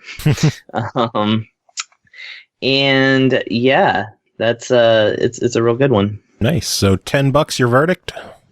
Yeah, $10. Clearly the care has gone into this game to make it what it is. The amount of content that you get, plus 6 different types of playable characters that all, play differently. There's a lot of game here. And again, you can do your own level creation, which you can actually share with codes. So Sweet. You can actually, you can share your stages with other people. There's also a co-op version. Again, I think that's aimed more towards the little kids, because there's not a whole lot a second player can really do, but it does put a second player in the stage. And you can compete against each other or play cooperatively. So, yeah, definitely a buy it. It's a great little game. Cool. All right, Yeah. Next game to talk about is called Sin Slayers Enhanced Edition, developed by Goonswarm, published by Black Tower. I can't talk. Released May 8th on Xbox One for $19.99. Sin Slayers is an RPG with roguelike elements set in a dark fantasy world where your choices determine how challenging the fights and enemies will be. Pernell, tell us about Sin Slayers. Sin Slayers is a pretty cool little game, actually. So the idea behind it, well, it's typical roguelike premise in this regard, where a bunch of heroes are trapped inside of a church building. They cannot get out unless they somehow manage to defeat monsters that are representative of the 7 deadly sins out in the world inhabiting the environment near the church, so that the monster horde can be depowered and they can go home. Whole lot of fighting taking place when they could just use that energy to fight their way out, but instead they're fighting to win. It makes no sense. But thankfully, the game itself actually makes plenty of sense in a good way. So the main hub for the game itself takes place inside of the church itself. While you're in the church, you're allowed to use characters that you found and discovered to form a party of 3 different members, which you will then take out into the world at large to do battle. The world consists of multiple environments, or rather multiple locations, that have various environments and one monster that rules over them that you're looking for. When you enter the environment, the map itself is randomly generated, and there's usually a base goal that you have in mind, usually around finding the boss or a minion related to said boss and then killing them. But as you are running around in these environments, there are also other goals that you might discover too in the form of quests that upon being discovered, you can, embark on them and hopefully get a reward out of it. I'll talk about a little bit more of those in a few. But anyway, so when you spawn on the map, you start out next to a fountain. The fountain can be used to heal your characters if you drink from it. But then once you drink from it, it's tapped for a few turns. What is a turn? Well, as you look down, there are typically the area you start out, you can actually visually see. It's colored in and you know it's there. But every other square is black and white, so you don't know what's out there. And as you move around on the map by using the thumbstick and clicking on an area, you'll actually go out and expose the world itself, thus coloring the world in. And you'll move around the map and so forth.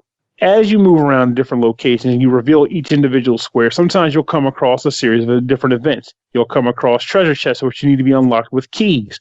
You'll come across wandering merchants that you can use money that you've acquired to essentially, make purchases from.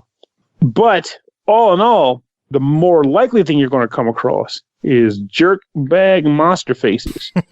And when you do come across those guys, a battle will ensue. What is a battle like in this game? Well, simply put, units on the left, monsters on the right, as it typically goes with these kinds of games. However, no, that's not however. It plays like a normal game too, but I'll still explain it. I'm saying it's the same. So your characters have armor bars, hit point bars. Armor bars are based off of the actual armor that they're equipped with. And it is what takes damage prior to the actual character losing hit points. So if an enemy has an armor rating of 40, the monster does damage of 30, armor rating goes down, your hit points are totally cool. But once the armor's tapped out, hit points start trickling down. And every character's turn is listed at the top of the screen in the order of speed that they've got. And when it's that character's turn, you can use the bumper buttons to scroll between their attacks. They all have a basic attack, but then they have other attacks that can be used as long as something called rage is accrued to cast it. That's this game's form of magic points, basically. Depending on if you take damage or certain attacks that you use, you'll accrue rage, which will allow you to do these other moves. Your goal, of course, is to drain the enemy's armor and then their health as well. Knock them down, you kill them. All monsters have their own particular weaknesses, though, and the weaknesses are something that you'll learn either through trial and error, or as you fight more of the same monster, you'll reveal more about their information in the game's bestiary, which then you can look at and determine what their weaknesses are, and then use it to your advantage. Characters start with two tiers. Two tiers. So you have the basic attack, and then their first attack, which is usually rage powered.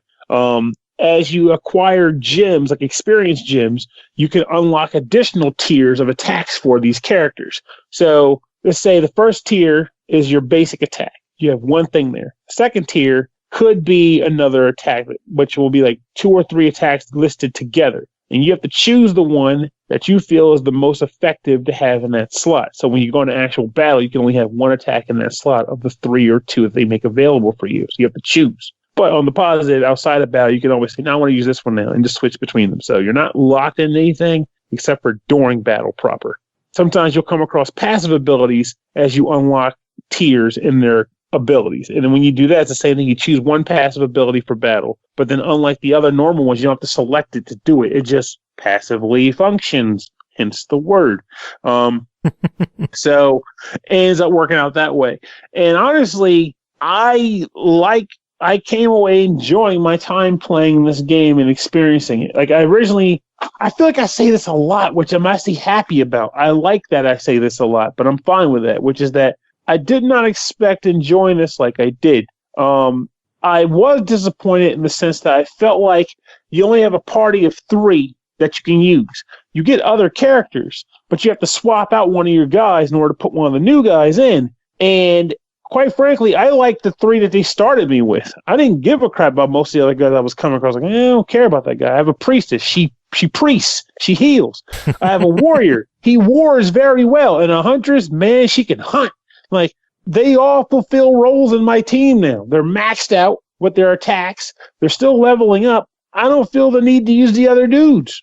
Yeah. Don't care. So it's like, it's not really a bad thing about the game itself so much as it just makes me wish I could have a party of 4 or 5 or have more incentive to switch the characters around because I don't want to. I straight up don't want to. But I do like that. I just like playing. I like playing the game as it is, nonetheless. Another major mechanic I need to describe about the game, actually, there's probably 2 more I need to describe about the game, is the dungeon exploration has an extra mechanic to it called the sin meter. The sin meter is a gauge at the top of the screen, where as you explore, you will occasionally come across, let's call them events, usually involving searching corpses or digging holes or opening chests that don't belong to you, stuff like that. And every time you fulfill an action that is of the unsavory, your sin gauge will go up. If you don't do one such action, your sin gauge will go down. And every time the sin gauge breaks a certain threshold on the sinometer, monsters on the field will get stronger. So it's a bit of a tug of war between, okay, do I want to keep searching for treasure and hope for the best, knowing that my sin gauge is going to increase, or do I want to just scale it back a bit and let it just kind of cool down? And quite frankly, it's funny that they make you do that because, to be honest, you're not always guaranteed shit either. So you might open a chest, get nothing out of it. Dig a hole, or desecrate a grave, nothing's in the grave. In fact, you might desecrate the grave and have monsters jump you. Hey, all in a great day's work for a sinner. But essentially, there's a lot of like just decisions to be made there in regards to, is this the right time to loot this grave or whatnot? It's not complicated. It's just decisions nonetheless. But also, in addition to that, each area that you go to, whatever monster rules that environment, they will also provide a sort of a negative penalty to you while you explore that map. So it might be a map where sin accrues more in a heavier fashion. So like now all of a sudden sin is like you get like double the sin for fulfilling negative actions or something like that. And you just have to keep that in mind as you're exploring that monster's domain. Honestly, the game itself is not complicated. The music is great. It's like rock music in all the battle sequences. I don't know what they were thinking with that choice, but I'm glad they made that choice because it gets me pumped for battles. Rock music in combat is almost that should always be the case. If I ever play a game that's an RPG and the music from combat is like a violin and it's very sombering and quiet, I'm like, that's not getting me pumped for battle. What is this mess? Save this for a dramatic fight. When I'm just fighting skirmishes, I need to get pumped. This game does that. All rock music all the time for combat. But I honestly found myself enjoying it. It's got a very satisfying loop of go out into the field, explore a little bit, find some treasure, hopefully fulfill some quests, go back to church, change your party out, go to the blacksmith and upgrade some gear, which is done by way of crafting new equipment using stuff you found out in the field. And honestly, wash, rinse, repeat until you beat all the sin lords. It's a fun little loop. It's not too complicated. There's a narrative here, but the narrative pops in here and there typically when you defeat a sin lord. And aside from that, it's just fulfill the missions that are being given to you. Yeah. But I like the visual style. I like the music style. I like playing the game. Well, then for $20, your verdict? I honestly think it is. I would call it a buy it in that regard. It's a good time. Awesome. Prime. All right, next game to talk about is called Cooking Simulator, developed by Big Cheese Studio and Wastelands Interactive. I get a kick out of a cooking game being developed by Wastelands Interactive. Published by Forever Entertainment, released May 14th on the Switch for $19.99. Experience the world of restaurant cooking in a highly polished, realistic kitchen. Use ovens, gas stands, pots, pans, bowls, and plates, everything you need. Prepare dozens of lifelike ingredients from vegetables through fish to steaks and poultry to cook over 60 real dishes or anything you like. Chris, tell us about Cooking Simulator. Okay, Cooking Simulator. So, back in 2011, there's a video game that came out called The Elder Scrolls V Skyrim. And this game Never was... heard of it. Well, let me tell you. One of the features of the game is that, should you choose, the game was played in first-person mode, where you would see through the eyes of the character as you traverse the lands of Skyrim.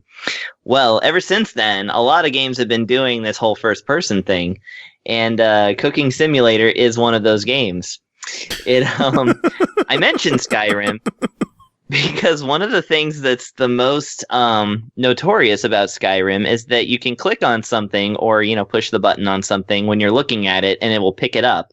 And then you can put it back down somewhere else. But instead of it being like you pick it up with your hands and then place it down carefully, it just kind of floats it in front of your face. And you can try and approximate a place that you want to put it. And if you're lucky, you can kind of drop it in the right spot, but you'll never be quite precise about it. For some reason, that one tiny little thing that people have always complained about with Skyrim is the basis for an entire video game called Cooking Simulator. So you walk around a damn kitchen all by yourself that, there's no other people present in the entire game. And you pick up things and place them down in like that way where you're just kind of staring at it telekinetically, rather than actually using your hands. And the thing is, I'm no professional, but I do a little bit of cooking. You kind of do actually need your hands.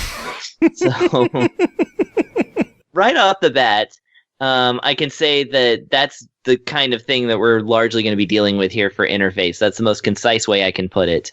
And then the thing that's going to affect the rating the most is that, unlike Skyrim, there's no way to invert the y-axis in this game. Oh no! I heard that gasp. That was a good gasp. So yeah, you do have to look up and down. You do. You have to go through shelves. Not only do you have to do that, you have to pinpoint accuracy, look at a single clove of garlic, and then, levitate it over to a cutting board, pick up a knife, and levitate it over to that thing, interact with the cutting board, and then set it up with the shoulder buttons to do like this sort of like tilt until the knife is in the right place to cut it exactly in half or whatever. And then push the button to slice it and just hope that you got everything right, despite the fact that you have to do it without inverted y-axis. Is there a button for 911? There's so much more than that. There is a phone, and you can I'll get to that in a minute. So the game starts, and the cool thing about this game is that everything has an optional tutorial that you can either skip or learn from, and I do recommend you do the tutorial. There's even a whole separate section in the main menu for cooking classes, where you basically get to learn like the mechanics of the game. Although what ended up happening is I took the cutting class because, by the time I got through the tutorial and made my first fish dish, because they start you off with fish and tomatoes, I was like, it was all perfect except that my cutting technique on the lemons wasn't so good because of exactly what I just described. Is that you really don't have a lot of control over it. And I'll get to that too in just a second. So I go over to the tutorial section, and I take the cooking class for how to cut, and a chef pops up. It's just a picture of a chef, by the way. It's not a person that's in front of me. It's just a portrait of a kind of Wolfgang Puck sort of looking dude. Little bit Jacques Pepin, a little bit. You can tell I watched these shows when I was a kid.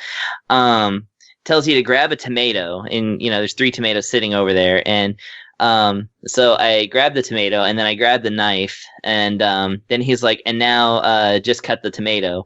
Like, he doesn't actually really tell you what you have to do or what's a good technique. It just basically just, tells you to do it, and then you can just keep doing it. Well, you can do it once per lesson. But the funny thing is that after I grabbed my knife, I was like, well, okay, I'm hungry now, so I'm going to go get some Cheez-Its. And when I went to get some Cheez-Its, I came back and he was actually mad at me, and he was saying things like, "We're not going to leave here until you cut that tomato into 4 pieces." Oh, damn. He had like a red background and his face was mad. I was like, this is great. So you I want to know cut what the else is tomato. great? Awesome Prime Yeah. just dropped 50 biddies in chat. Oh, he heard his name. Drop it, bits! So thank you, Prime. Always good. Thank you. Good to see you. Those looks like animated Valentine's candies. Animated hearts. Okay. Yeah. So, Oh, nice. So yeah, my cutting technique didn't get any better because basically I chopped the tomato into like, I just shaved a tiny bit off of the last piece, and that was considered a 4th piece. And the message was just like, well, you'll have to cut it more evenly than that to get a better score. Anyways, bye. And it kicked me back into the kitchen.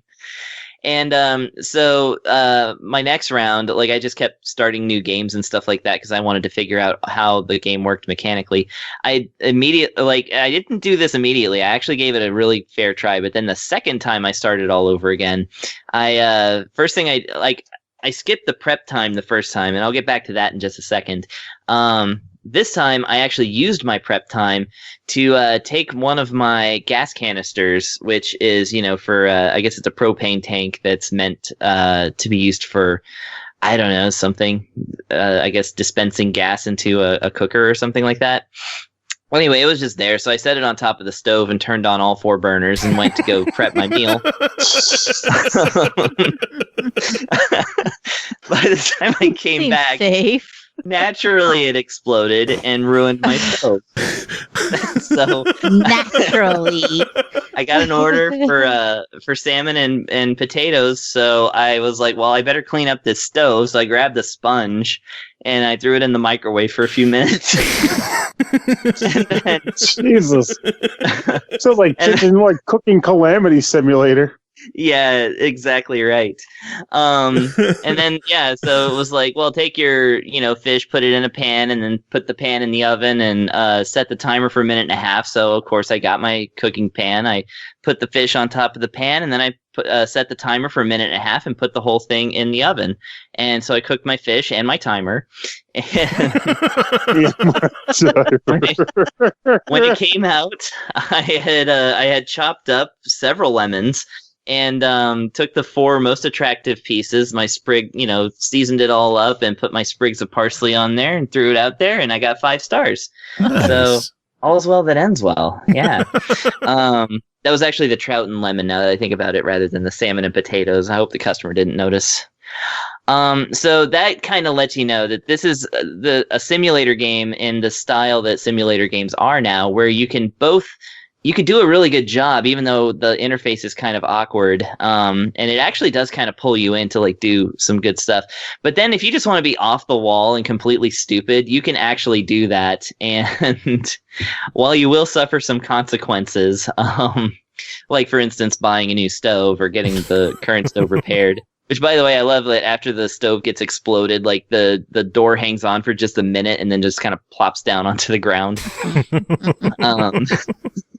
But yeah, like, so you can like do all kinds of things, like anything that you can pick up, you can actually throw, and it has like this strength meter so that you can throw it quite far. And that's only there to goof around. That's not going to help you in cooking. No, Whoever- not at all. Exactly. Yeah, but I mean, you can make a game out of it. You can try and get your potatoes into the pot of boiling water from across the room, and sometimes it'll actually work. So it's like really fun like that. And there's this whole collection. If you look at it on YouTube and look at Cooking Simulator, there's both people who take it extremely seriously and they're like, here's how to make the best 5-star dishes ever made.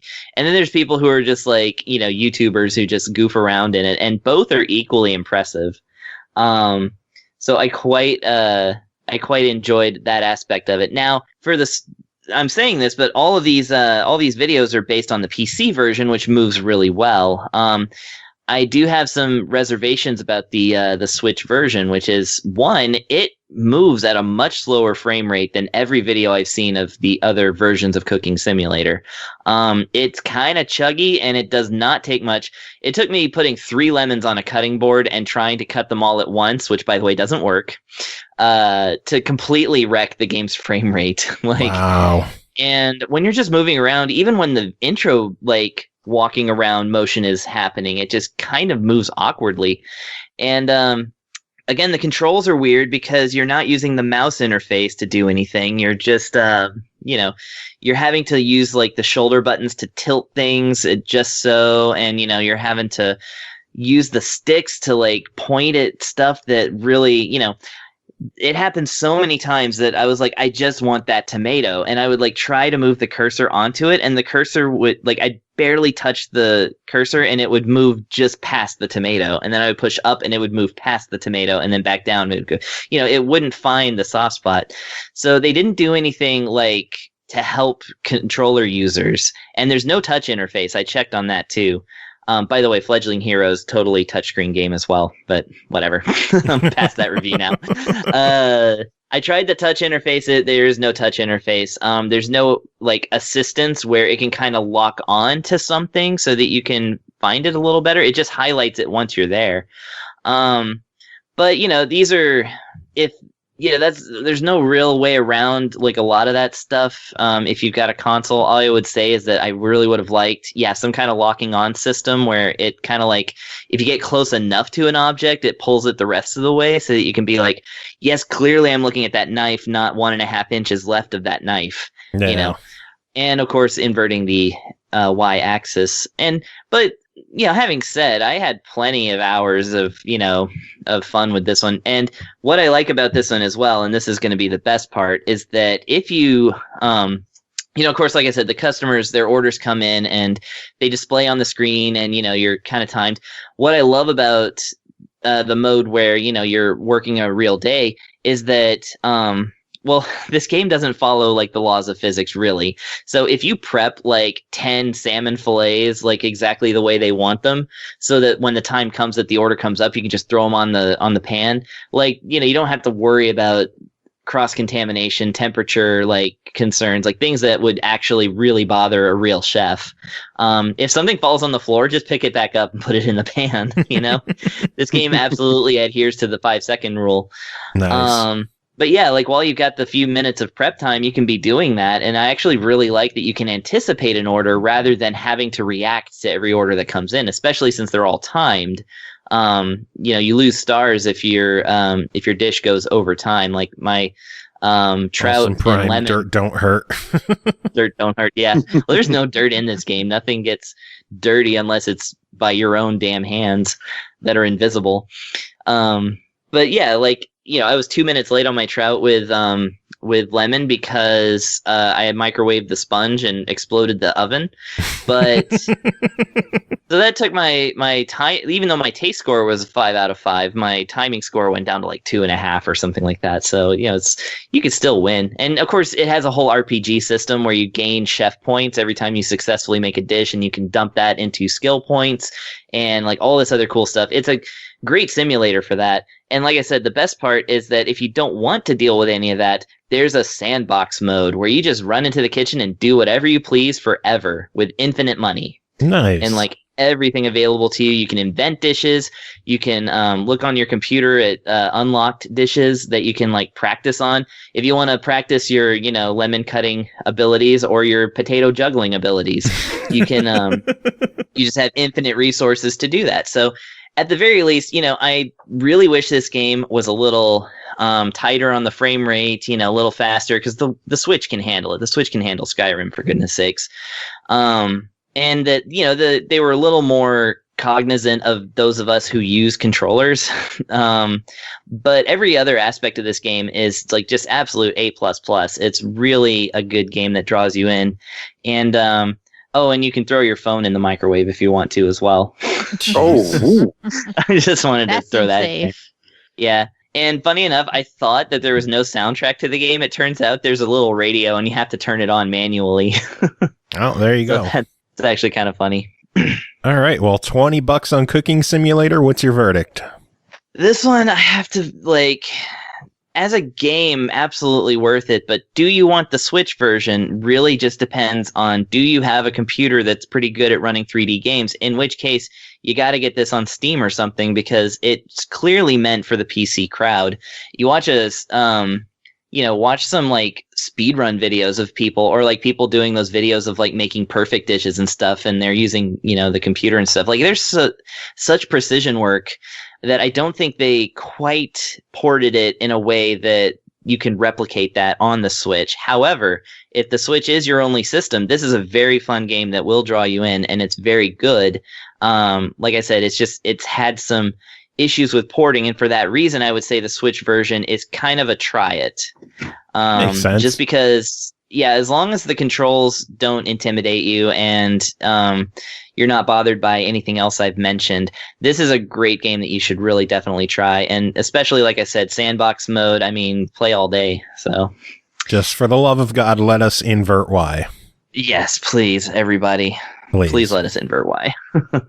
All right, next game to talk about is called Read 2, developed by PX Link, published by Ratalaika Games, released May 5th on PS4 and Vita, 6th on Xbox One, 8th on the Switch for $4.99. Read awakens to the memories of the old supercomputer. Read failed. The reboot failed, and now the digital world is once again breaking down. Before the old supercomputer malfunctioned, it gave Read backup files that must be delivered to the developer. With the virtual world now doomed, can you get to the developer? Pernell, tell us about Read 2. This will be really quick compared to my other two reviews, so let's go down this road. Read 2 is a very straightforward platformer, not quite Massacre.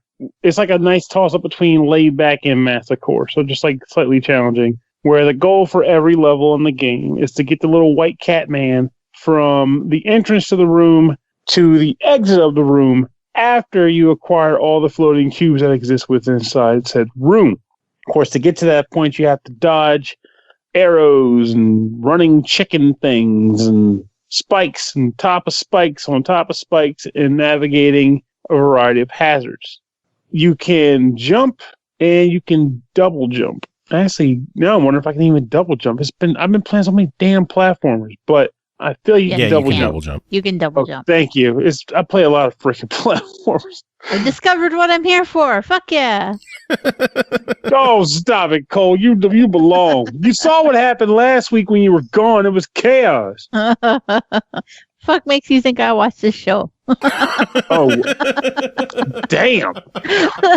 That's She has a point. That is true. I can't talk.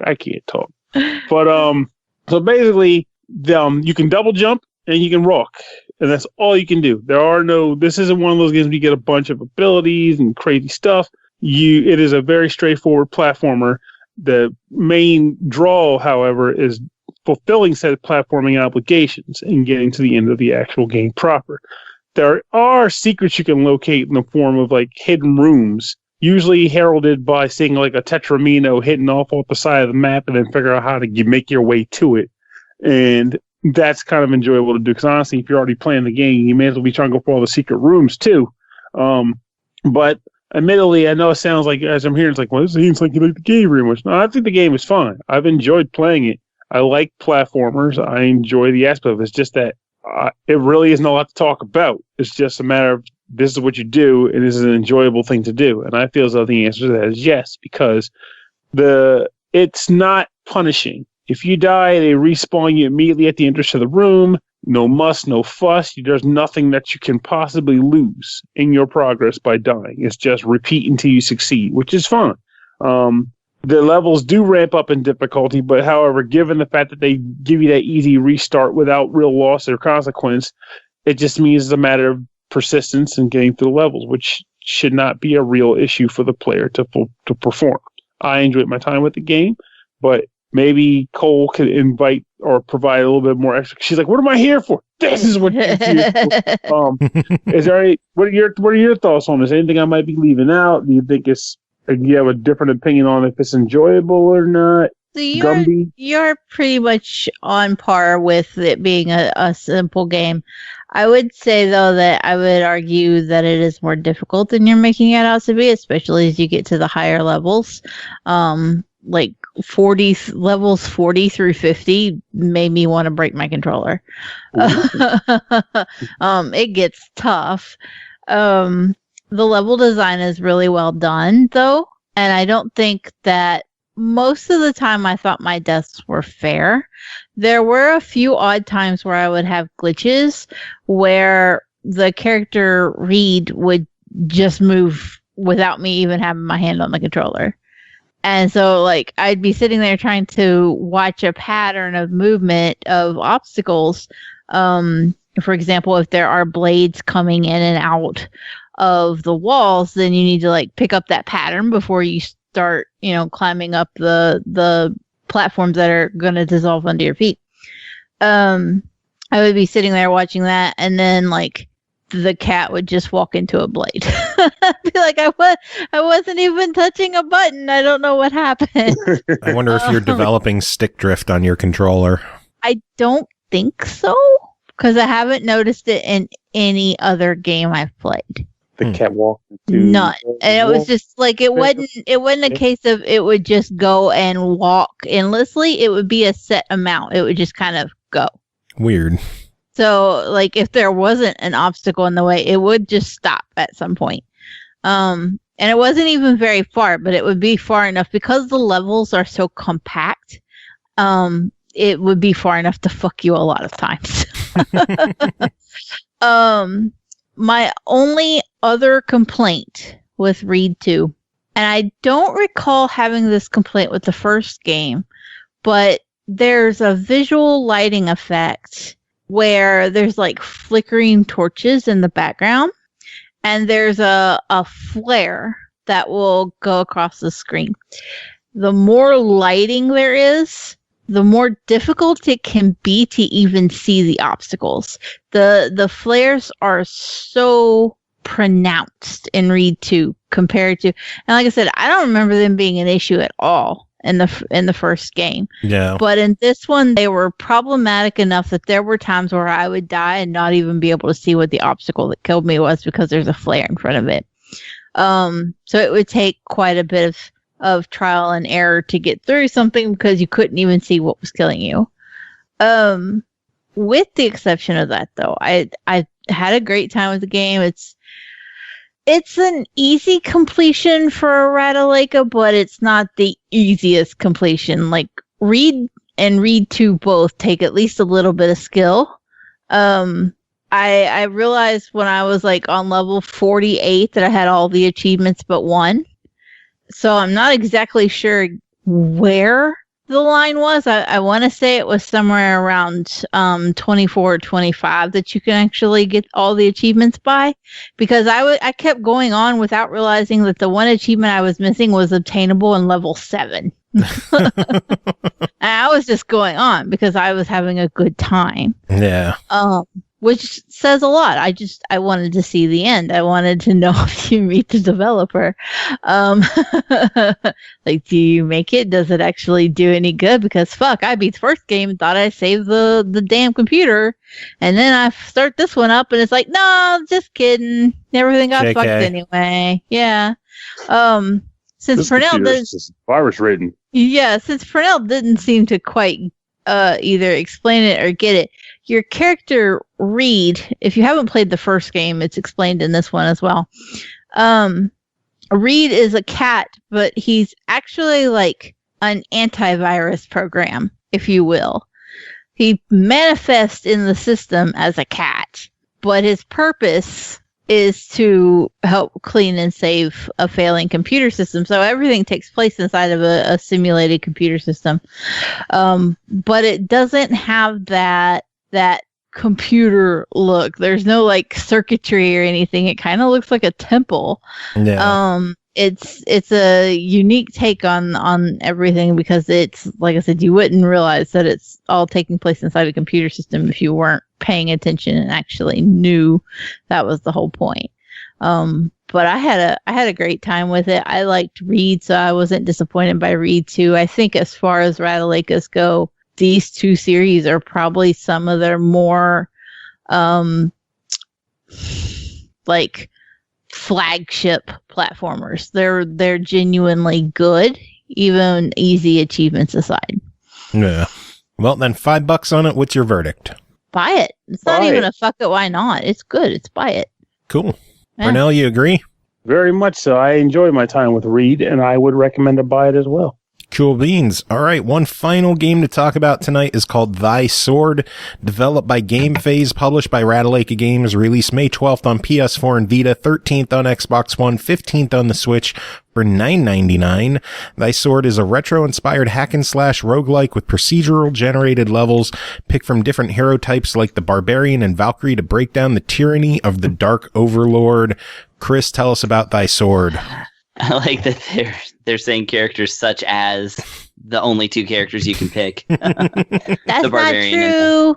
Do you unlock some? Yeah. Okay. You can unlock. I unlocked the rogue, and I think it was a knight that I had to like pay $250 to get him to join me. But yeah. Well, yeah, I can't. But like the rogue just kind of showed up out of nowhere. He was like, "Hi, I'm joining you now." I was like, "Okay, cool." Oh, nice. Well, I got a pretty far way into the game, and I had not seen that, so I don't know. Maybe I need to play it more thoroughly. I got you. Yeah. Okay. Anyways, so yeah, like you can play characters such as those two starting characters. The first thing I did, so basically you start the game and you select your character, of course, from the two. And then two doors open up. One is to, I guess, tournament mode, and the other one is to the actual game. Well, because they didn't really say anything about, which door is which, and like they didn't really give any explanations in the game at that point at the character select screen, I just went in the left door, and I was like, "What is this?" I did the same thing. Did the same thing too. Yeah, I fought a few enemies, and then the game just didn't end, and I was like, what even is, I was so confused. I'm so confused actually as to what that even is. I guess you're supposed to have a second player in there or something like that, but they let you access it as a single player and they just soft lock you. Yep. That's what they do. That's exactly it. Yep. That's great. So let's forget about that part of the game. Don't walk in the left door, folks. Walk in the right door, and then you get a nice little tutorial that explains all the controls to you, which is actually pretty nice because it's not just a jump and slash affair. You want to know what else is pretty nice? What's nice? The fact that Studa just subbed for 9 months in a row. Fucking yeah! No, because he depends on me reminding him to come sub. So no, not in a row. That bitch. That's funny. I have a new sound clip for when people subscribe. Ah. Yes, it's of Pernell going, "Fucking yeah!" What? That's great. I need that for my channel. Yeah! Fucking I don't have any sub sounds on my channel. When did you record that? Fucking We're recording the whole time, Pernell. Well, I don't know. This is from a while ago that this clip was on, but it's just you going, "Fucking yeah!" Sold. So when people subscribe, I just go, "Fucking yeah!" There we go. Nice. Fucking yeah!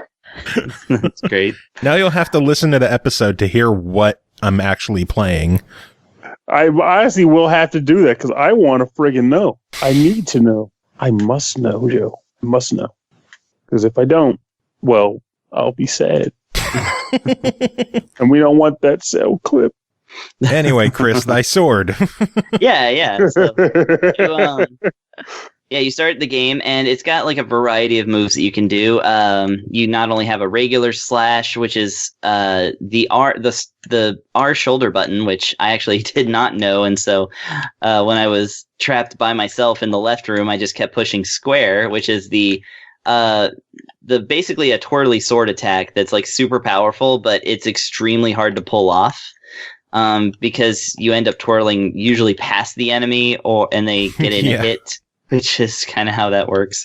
And I thought that was the only thing I could do. So not only did I defeat all those enemies, I did so with only the twirly sword attack, because I didn't even think about the regular sword attack. And it has like a special move where if you hold down the thing, you can get a screen clearing, like lightning blast that'll take everybody out, but only once. And yeah, cool stuff like that. And then you start the adventure, which is basically selecting a bunch of levels from a world map. You basically, you start off on one level, and as you proceed in the game, you can branch off and do choose from 2 different levels, and then any level that you hadn't cleared yet, you can always go back and clear it. The whole goal being, of course, getting 5 jewels from 5 boss monsters. In order to win. I don't know. There's a story, I'm sure. But Cole, so you found level, the story in Reed. Do you know the story in thy sword? No, not actually. It's very, very vague, and it doesn't give you a lot of detail. And what is there, this is one of my gripes with the game, but what is there is presented in this really horrific font. And it's almost impossible to read. Yeah, I was like, bad. They got some. The whole graphic style of this game is they're trying to look like a Commodore 64 or the equivalent old school computer game. All the way down to the soundtrack, by the way, which is very, very Commodore 64. I'm willing to bet it's authentic. Just the big synthy sounds and things like that. It's actually quite nice. And yeah, your characters are 12 pixels tall, kind of, little guys that, I'm always surprised by how well they can make enemies look with so few pixels, enough that you can count them on the screen. Mm-hmm. So that's how this whole thing is presented.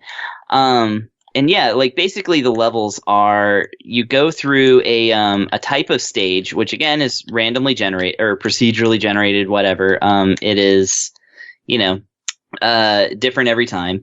And you go through several of them by going through doors, and the doors open only once you've destroyed all of the enemies on the stage. And so you got to do your little platforming stuff and, get to each of the enemies. There are not only enemies, there are also little other things, such as there's occasionally a treasure chest in every stage, in which is great treasure, but you have to shoot down or jump up and stab down a crow that is, quickly flying away from the scene that has a key in its. I know, the freaking crow. And if you miss it, then, well, whatever, you missed it, and just move on. But if you do get it, then you get, incredible riches, as I said. And yeah, the enemies are pretty cool. They range from, your little guys, your zombies, and slime skeletons with wooden swords and guys like that. I say they're wooden swords because they look brown. But yeah, and the then, ones have spears. Oh yeah, there's some with spears, yeah.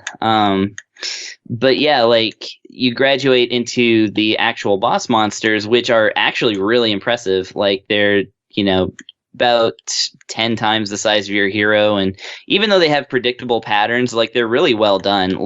It's actually real challenging to fight them, but it doesn't feel impossible at any point, which is unusual for a roguelike, to be honest. Because usually with roguelikes, you get to the boss and you have to have the right loadout or whatever, or else, you just can't win. Whereas in this game, I defeated the dragon boss, which is the 3rd out of 5.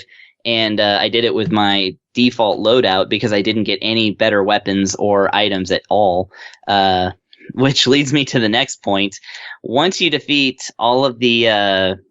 Once you beat all the stages and defeat the monster, if there is one, some of the stages don't have a monster, you just move on. You get to a special section where it's basically a shop section where you can purchase potions, which you might need a healing potion or something because your life does not restore between stages, which isn't a problem in the amateur mode. There's three difficulty modes. One of them gives you infinite lives. You just have to start all the stages over if you die. But if you have 1 heart left and you, or 1 hit left or whatever, and you die in the first stage, then you start off with your full health and stuff. So that's really nice. It's nice and forgiving, infinite lives, and you get restored if you have to start over, all the way up to hard mode, which is a single life for the entire game. You have to beat the whole thing in one sitting. Yeah, good luck. Good luck. But I mean, that's the way classic roguelikes are. So, that's for your hardcore fans of the genre, that's the only way to do. So yeah, you get this shop where you can like buy new weapons if you gathered enough treasure in the actual stage to afford it, which, enemies can drop like 1 coin if you defeat them the normal way, but they might drop 2 or 3, even 3 coins if you decapitate them with your twirly sword attack. See, there's an incentive to use it. It's powerful, and it makes enemies drop more coins. But yeah, once you get to that shop section, there's also a guy who will offer to play blackjack with you. It goes by a different name in this game, but it's absolutely just standard blackjack. And if you don't know anything about blackjack, just know that you're guaranteed not to ever win. I can win. I won so much that it told me it wouldn't let me play anymore because I was robbing his money. Really? Because I That's won hilarious. twice. I won twice out of like 90 times. How do you win a game that is like... To be fair, I learned to play blackjack when I was 5. So did I. So, But like it's in the luck of the draw of the cards. Like, you get like 12 and then you are like, well, I better say hit me, and then you get 22 and you lose. Like that happens. No, if you're not lucky. You just gotta be good. You just gotta be good. Sure. You insist. But no, like seriously, I say it jokingly, but I actually had a lot of luck and it wouldn't let me play blackjack anymore. That's really funny. Because I was taking all the money. But there's other things that you could do in the shop too. There's not just a shop for buying weapons, but you can buy like amulets and health potions, and then sometimes they pop up with characters that you can add to unlock as well. So okay, so I just haven't run across a character yet then. Yeah. I think he's pretty random, but I also want to say fuck you because I'm stuck on the dragon. I don't think I'll ever beat that dragon. Yeah, I beat the dragon with all of the default loadout because it was actually the first one I did. I skipped all the other bosses because I was like, I want to see, how far I can get just like not going to these little caves where, there are monster bosses and just like going through all the big stages. And sure enough, I did that and then ran into the dragon. See, the bosses were the achievements, and so that's why I was more inclined to go toward them, especially because there's a checkpoint there, and so like you can just keep pounding away at it. Yeah, and then like you get the gems after beating the bosses, and I'm like, fuck that, let's go. I need those gems. I don't know why, but here I am. Well, the first one is often that little cave where you have to defeat the big spider.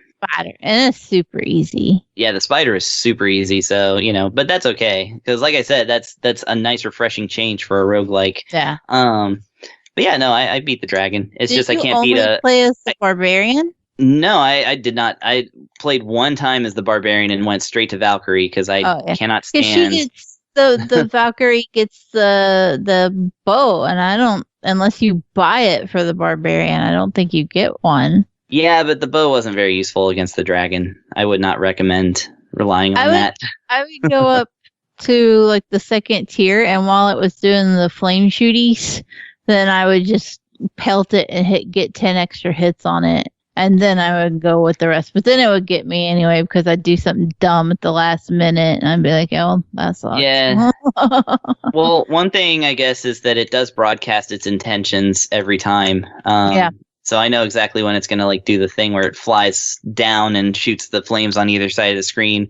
Yeah. Or if it's going to like tail whip me instead of shooting flames. So yeah, I kind of used that, and I just kept pounding away at it. Cole, and then of course, once how hard are the achievements? They actually.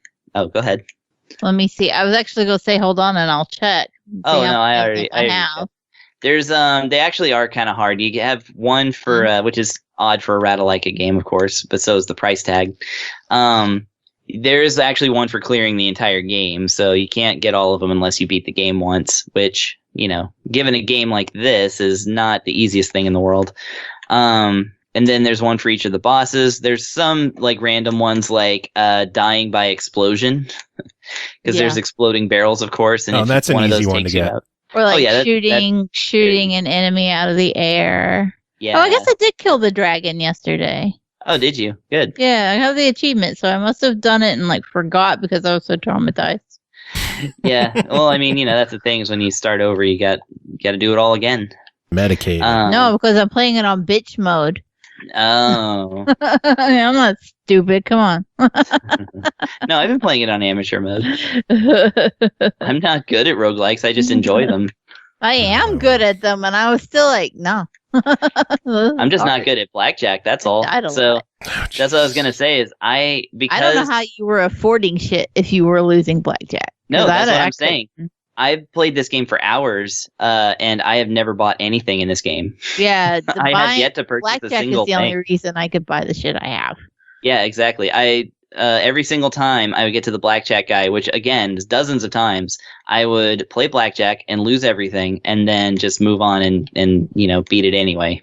So I guess it's nice. You don't have to rely on equipment upgrades to win because enemies go down in a few hits. They're easy enough to dodge if you're careful, and you just kind of have to.